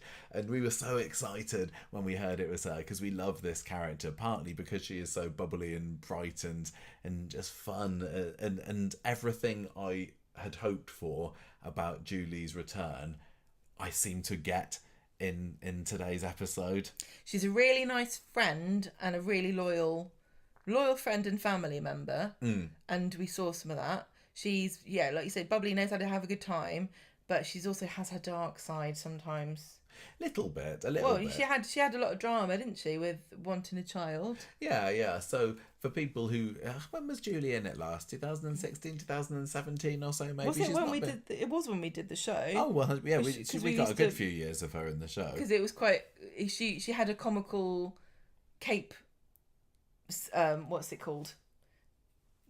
Season when she was pregnant. Yes, and the character was Katie was pregnant and Julie was not, and so she just wore a variety of capes. So she had links to a fair number of people who are still on the street at the moment. A lot more than a lot of other returning characters, actually. She was going out with Kirk at the beginning, which was a bit of an odd relationship, a definite age gap relationship. She was a bit of a between bunny them. boiler. Yeah, was she? She was a bit weird with him, yeah. Oh, okay. A bit clingy. I think in the end she kind of got fed up of his childishness and they just kind of broke up. But there's potential for something there, especially now Kirk's young, free and single. True. Wouldn't surprise me if they maybe go down that route. I don't want them to, because I was never a fan of those together, but there's scope there. She was together with Brian for quite a lot of it, and one of the times they both went off together, didn't they? I think they went off to Wales together, and then Brian came back because they'd split up off screen. She left. Yeah, or maybe it was, maybe that was they left together 16 or and he so. came back. Yeah, that's right.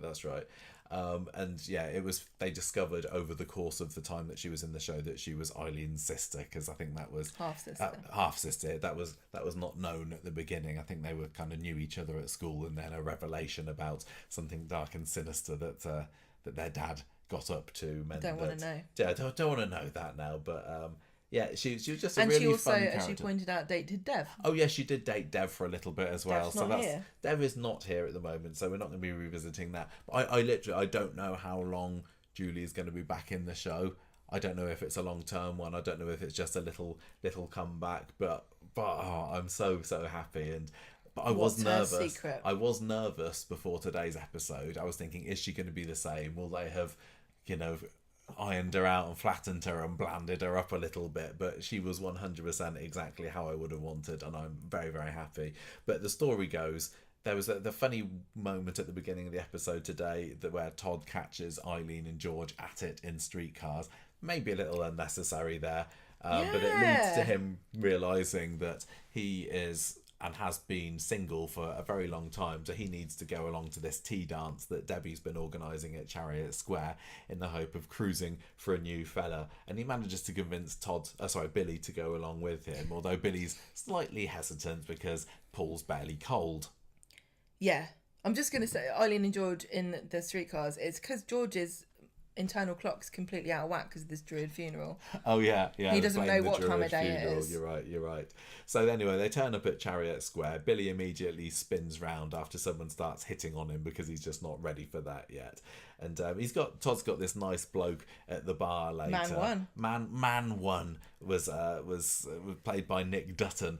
We found out afterwards because we were watching this and we were going, I recognise that guy from somewhere. Has he been in anything that we've seen? And we couldn't put our fingers on it. He must have been in something. Yeah. Because he looks really familiar and he's got a really nice smile. Yeah. And he's got a very distinctive moustache. Yes. And so we've looked up his name on the credits at the end of the episode, and then you were Googling it and you found his Instagram. I was like, he bloody loves Corrie. Look at this. Yeah. You head over to Nick's Instagram, everyone. He's got Corrie masks aplenty. Yeah. He is a bit of a big Corrie fan, and he's wanted to be in Corrie for over a decade. Yes. So I'm very, very pleased for him that now he is. This is a great story that he's got about... Yeah, he did something called the Corrie campaign, which was that he decided that he was going to flipping get himself a part in Coronation Street. And this was back in 2013 or so. So this is a lot of manifesting. Yes, slightly went over the deadline, but he got there in the end. He is There's more than most people. He's not a regular, as far as I know. Honestly, if you told me he was Billy's new boyfriend or Todd's new boyfriend, I'd be like, yeah, I'd actually really like it. I think he was great. But anyway, he did not get given a lot to do, but what he did with it was he was so charismatic. He was very charming. He filled the screen, didn't he? Yeah. I was like, I actually want to see more of him. I want more of him in it. I was kind of disappointed. The fact that he was credited as Man One did make me think that we might not see him didn't feel promising, again. Did it? Anyway, you went onto his Instagram account and left him a comment, and then he replied back to that saying that he met up with us. I can't believe that. How about does he 10 remember? years ago, and it's like I don't have any memory of. Oh no, I didn't when I was watching it. No. But maybe it was. Yeah, maybe. Like we were saying, we recognised this guy before, but apparently, one time we went on the Coronation Street tour back in the old Key Street set, and he was there, and we must have got talking to him, and I was like, oh, maybe I do remember you ever so slightly, but it was quite nice that he said he remembered us. I can't believe that he remembered us. Yeah. So anyway. This was like the most exciting thing of the whole day. That was very exciting today. We've been to London today. Yeah, but I genuinely thought he was lovely in the show. I thought he seemed like a really cool, interesting character. And tell you what, he's 100 times better than Mr. Dentist. Yeah, oh yeah, definitely. Was that 2 years ago?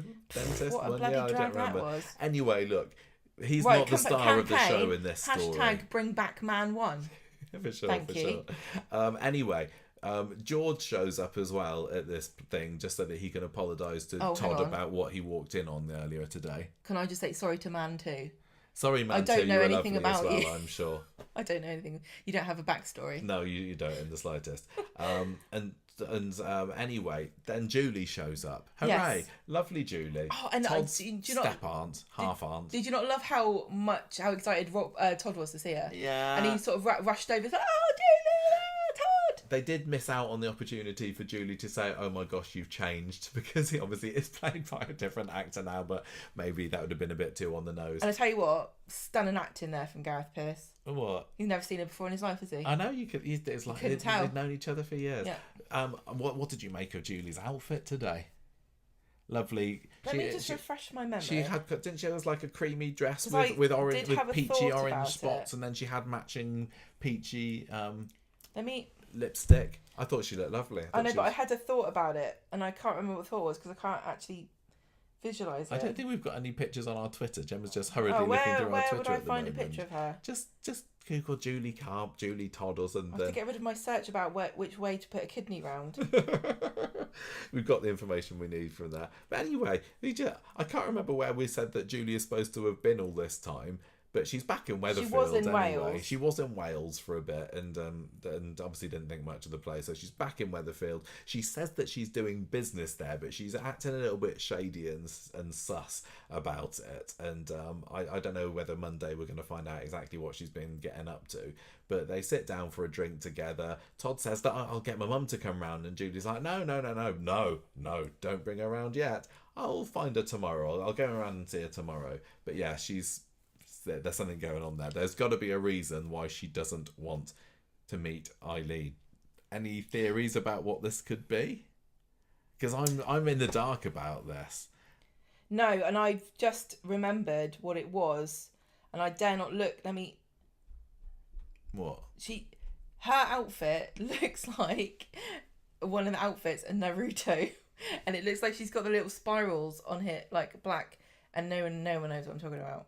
But I've got the little no pattern idea. on some of the ninjas' outfits. They have like a spiral, the Uzumaki spiral, and some of them have it, and it looked like she had an outfit that was based on a fabric pattern from Naruto. There we go. I'm sure that's not what they were going for. And I can't look at the picture again because the article was like, Todd is shocked by have you seen a spoiler? by Julie's secret or some. I didn't read it too much, so can't look at that. Yeah. But what is her secret? What could it be? Why doesn't she? We've seen so little of Eileen recently that we've got nothing really to go on, have we? That's the thing. Yeah. What? Because she obviously doesn't. She obviously knew she was going to Manchester. She obviously does not live in Manchester because she's staying at a hotel. Yeah. And she kept saying, I've got a business meeting. Nobody said to her, what business are you into? Because you never did business before now. What do you mean? Yeah, she worked at the factory, didn't she? Seamstress. Yeah. So what is that about?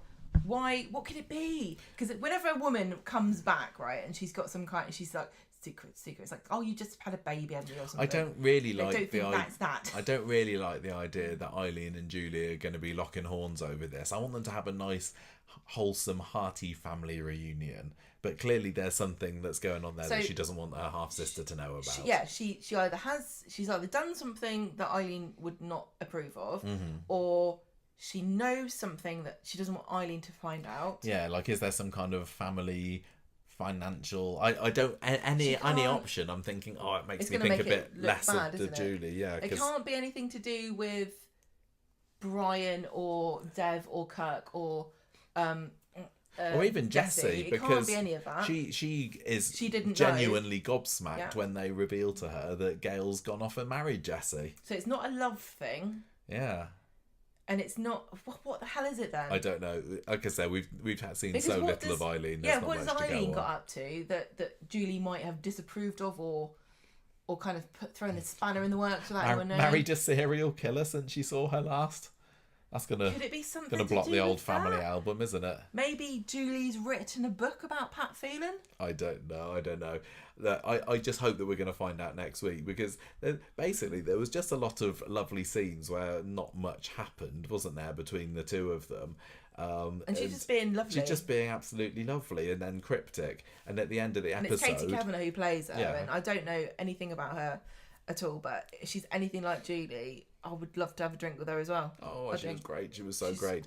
At the end of the episode, we see George letting her out of the hotel, and she's then has a secret phone call to a taxi saying, pick me up at the Chariot Square tomorrow 9 o'clock, take me straight to Manchester Piccadilly. So she's clearly got no intention. What's that? No, I don't have a business meeting. It's fine. Yeah, no intention of going back to see Eileen. But I just hope that she's intercepted, because what I don't want this to be, now we've got her, is this is it. And then now you've got to wait 6 months to find out what she's doing. I want to know now. I can't hold on any longer than next Monday to find out what Julie is up to. I hope it's nothing lame and boring and mundane and like overblown. Like, oh, I don't want to see Eileen because I never supported her when she was being abused by Pat Phelan, and I feel guilty. That would be such a letdown.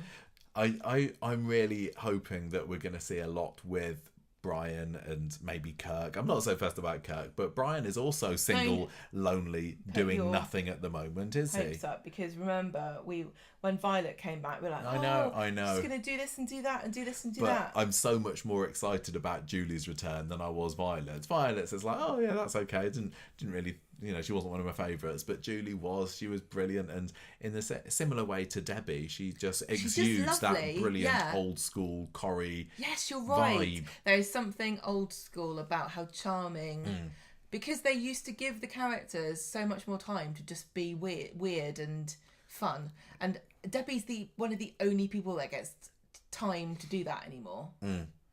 Yeah, I don't want to take any of that away from Debbie. Debbie. I cannot wait to give to Julie, but if they can build more time in for them both.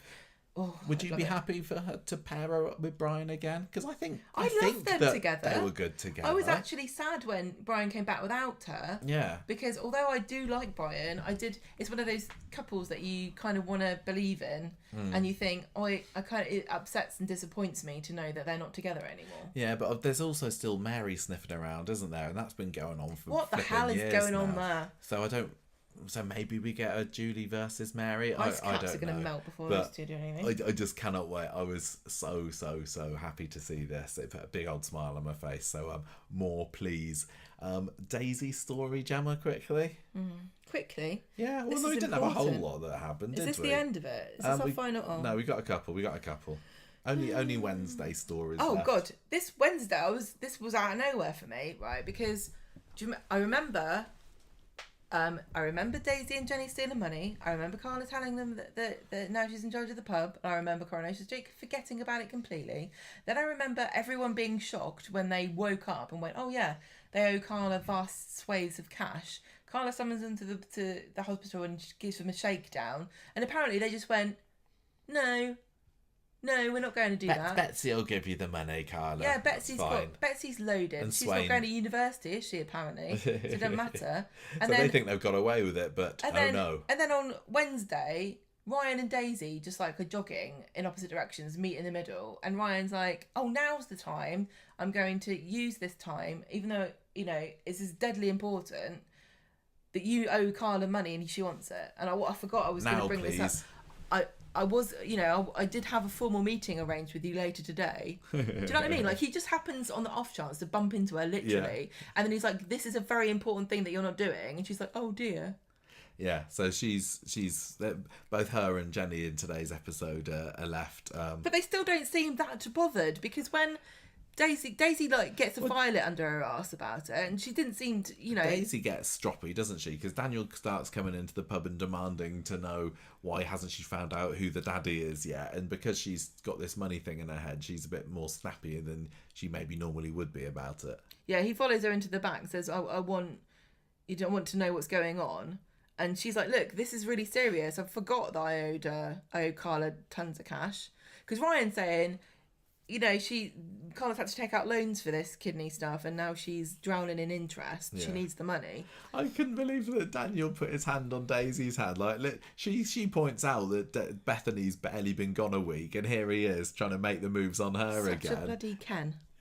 I love Daniel and Daisy together, so I wasn't too fussed about it. But it was a bit of a cheeky move, I would say. Daniel's like, oh dear, what's upset you? And she's like, oh, I'm pregnant and penniless.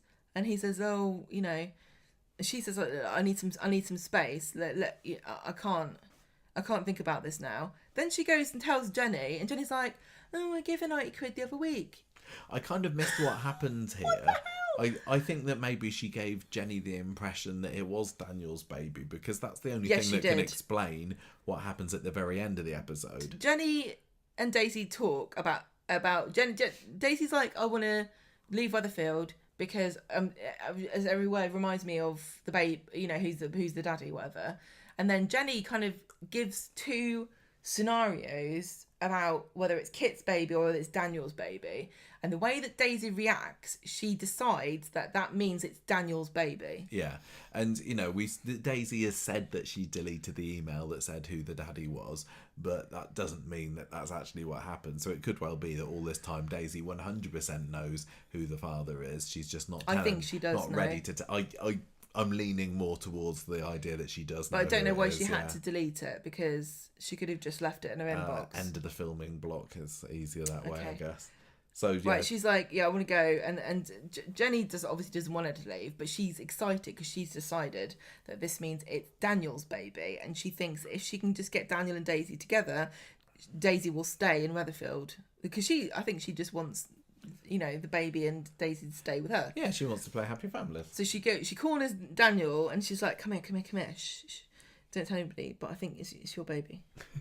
You didn't hear it Don't from tell. me, she says. Don't tell. And you made me rewind it, and because I missed Daniel's look that he gave at the end of the episode. He did give her like nice little cute smile, didn't he? Yay! Gonna be her daddy again. Yeah, he looks shocked, and then he looks to the side and he goes, yes.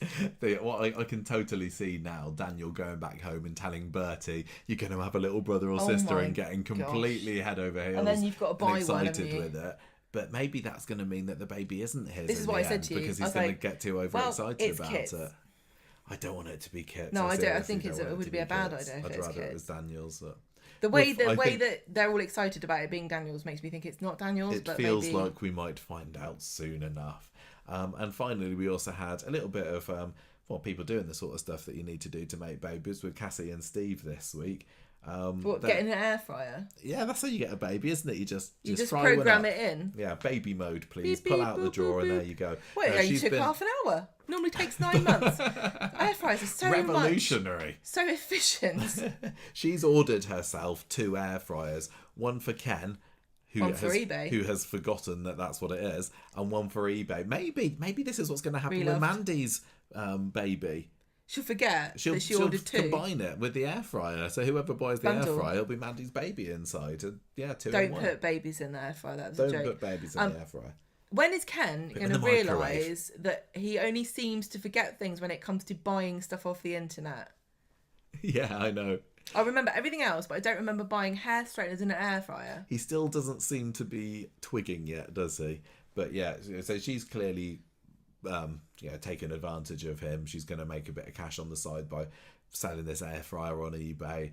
She's probably going to get caught out on it, I'm going to say. And she almost gets caught dosing up Ken's tea, doesn't she? But when Steve sneaks in and gives her a bit of a tickle. A romantic tickle from behind, yeah. That's what it turns basically, into. they just have a nice little chat together, and Well, all before long they're Wednesday, snogging. Cassie and Steve are flirting, and she's being charismatic and charming and bubbly and lovely and laughing and happy, and while she's merrily poisoning Ken and stealing money off him. But also, don't forget, Gemma, the very key point, also looking slightly regretful about it as well, just so that we can forgive lovely Cassie once this story is over. Oh, lovely Cassie, the poisoner. She's like Typhoid Mary of Weatherfield. It's ridiculous. It's so bad that she's doing, but they're thinking that, and I'm a sucker. I probably will forgive her because she gives these slightly because Claire regretful Sweeney looks. is just like works magic on me by just smiling. She's got such a great smile. I know, and I love the idea of her and Steve together. Actually, I think they're great. But I wouldn't forgive her being a bad neighbour. Never. Right, so that's the end of this week's Coronation Street, and we nearly made it to a 3-hour podcast. So we are. That's because we spent a lot of time complaining and saying it doesn't make any sense. A lot of the things. So people do sometimes like it when we complain, but we have had complaints about complaints before. But have we?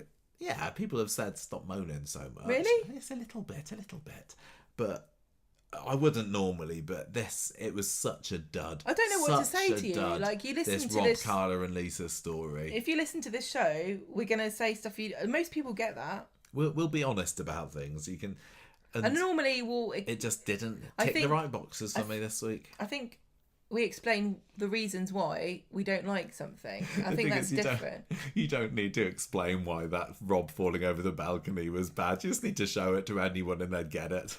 It was like you said, I don't think anybody would have looked I'd at find that it and hard thought, to believe that there are many people listening to this who would find it, and not just wrong that we are complaining about it, but would find it annoying. Because I think unanimously, I think we saw one person actually on a Facebook group who was like, oh, I'm alone, no one liked it. Oh yeah, no, exactly. Not everybody liked it, and fair play. Not everyone hated it. Not everyone hated it, and fair play to anyone that did. But like do you know it. what But I you're think? right. Somebody on a Facebook, was it Michelle? Yeah, really liked it. Fine. Do you know what I think though? Fine. That I would hope people acknowledge that when you say, oh, I liked it, or I enjoyed this character, or you said you hated this, but I liked it. I never go. Well, sometimes I will. It depends on if I'm in a jokey mood. But most of the time, I go, I'm glad. I'm happy for you. I'm actually pleased that somebody liked it. Yeah. Not in an obnoxious kind of like, oh wow, I'm glad some people don't have any standards. No, literally, everybody likes different things, and I like the idea that even if I didn't enjoy something, someone else did, because I want Corrie to do well. I want people to like it. I don't like it when it's not good. I want everyone to enjoy themselves and be happy watching it. But I don't want people to be liking the crime and hospital storyline so much that Coronation Street decide to make a lot more of them. I would really at this point just need them to make 3 different programmes. I just wonder whether, if this Rob drama had been in the middle of a more sedate week everywhere else, where they'd just been having general neighbour and family and friend dramas, and then this was the main action, would it have been better then? Yes, I'm going to say it possibly was, because it was just cutting from that to Max in prison, to David looking stressed about who he's going to rob next to get $2,500, to Kevin getting a ball off. There was just no respite from the misery on Monday and Wednesday, really, apart from possibly a little bit of Lou, but she wasn't everybody's cup of tea either. I think we need to get onto our scores for the week, and it would have. I think it was heading towards maybe a 2 after Tuesday's episode. That, I was really shocked. I think that Wednesdays did an awful lot to save it, and I am being very, very generous here. Thing is, I think I really did enjoy a lot of Wednesdays, so I'm going to give this one 3 words that sound like testicle out of 5. Like popsicle. Popsicle. Doesn't sound bicycle, anything like it. I can't remember what else they said. Icicle. There we go. What about you? What are you scoring it? This is difficult. Because it cannot be higher than a 3 for you. No, of course it's not. It's whether it's a 2.5 or a 3, because am I scoring it on the ambition that they failed to realise? Because that's even worse, isn't it? Yeah. It they based on what you aimed for, you're a 1 here with some of this. Yeah. And I didn't watch the trailer, and I make a point of not watching them purposefully for the very reason that a lot of people pointed out that there was no real cliffhanger on Monday when Rob was dead, because he was in the trailer walking around at night. Yeah, I've not sat and watched the whole trailer, but it's appeared on YouTube and started playing for me, so I'd seen bits of it, and I had seen that Rob wasn't dead. This is why they do well when they make a trailer, like a purpose-made trailer. An artsy trailer. But it costs so much money, though. They did one for Emmerdale this week. They had a little balloon floating through a wintry wood. It was quite good. But Coronation Street hasn't done one of those since Imran's death week. And that was a long time ago. And do you know why? Why? Because we made that video breaking it down. Video, yeah. And I think they got scared of us. You're just putting off your score, 2.5. 2.5. Testicle fairies. 2.5 testicle fairies. What's a half a testicle fairy? It's only got 1 eyeball because it's using the other one for your testicle. What are we doing for character of the week this week? I mean, Debbie was a joy as always, but I think I'm going to go straight to Julie. as being the utter Julie. shining star of the week. Julie is at number one for me. I absolutely adored her in those scenes on Wednesday. So there we go. She is my character of the week. I'm going to give it to the man who played Rob going over the balcony because he's been maligned. No, you can't give it to Rob Stuntman. I'm going to give it, you can't argue with me because this is my final answer. I'm going to give it to Man 1. Oh, come on. Yes. You're going to give it to Man him. 1. Just because you replied to us on Instagram. No, that definitely factors into it, yes. You cannot deny. I cannot deny it, but I was so excited about how interesting this guy was and how nice his smile was. How stripy his top was. He looked like a nice Dennis the Menace. You know, like Dennis the Menace is red and black and he's white and black, so he's like the opposite. Okay, I think you're giving him a bit too much airtime here. I can say what I like. Okay. I was disappointed when we got to the credits and he was called Man 1 because I genuinely thought he would be back another time to scoop our Todd or Billy off his feet. Todd's in desperate need of a good scene too, isn't he? Come on, get him a boyfriend. Come on, Why he's not? been on his Todd for too long. Right, I think we're done. Should we leave it there? Goodbye, everybody. Bye. Thank you for listening. Ta-ra.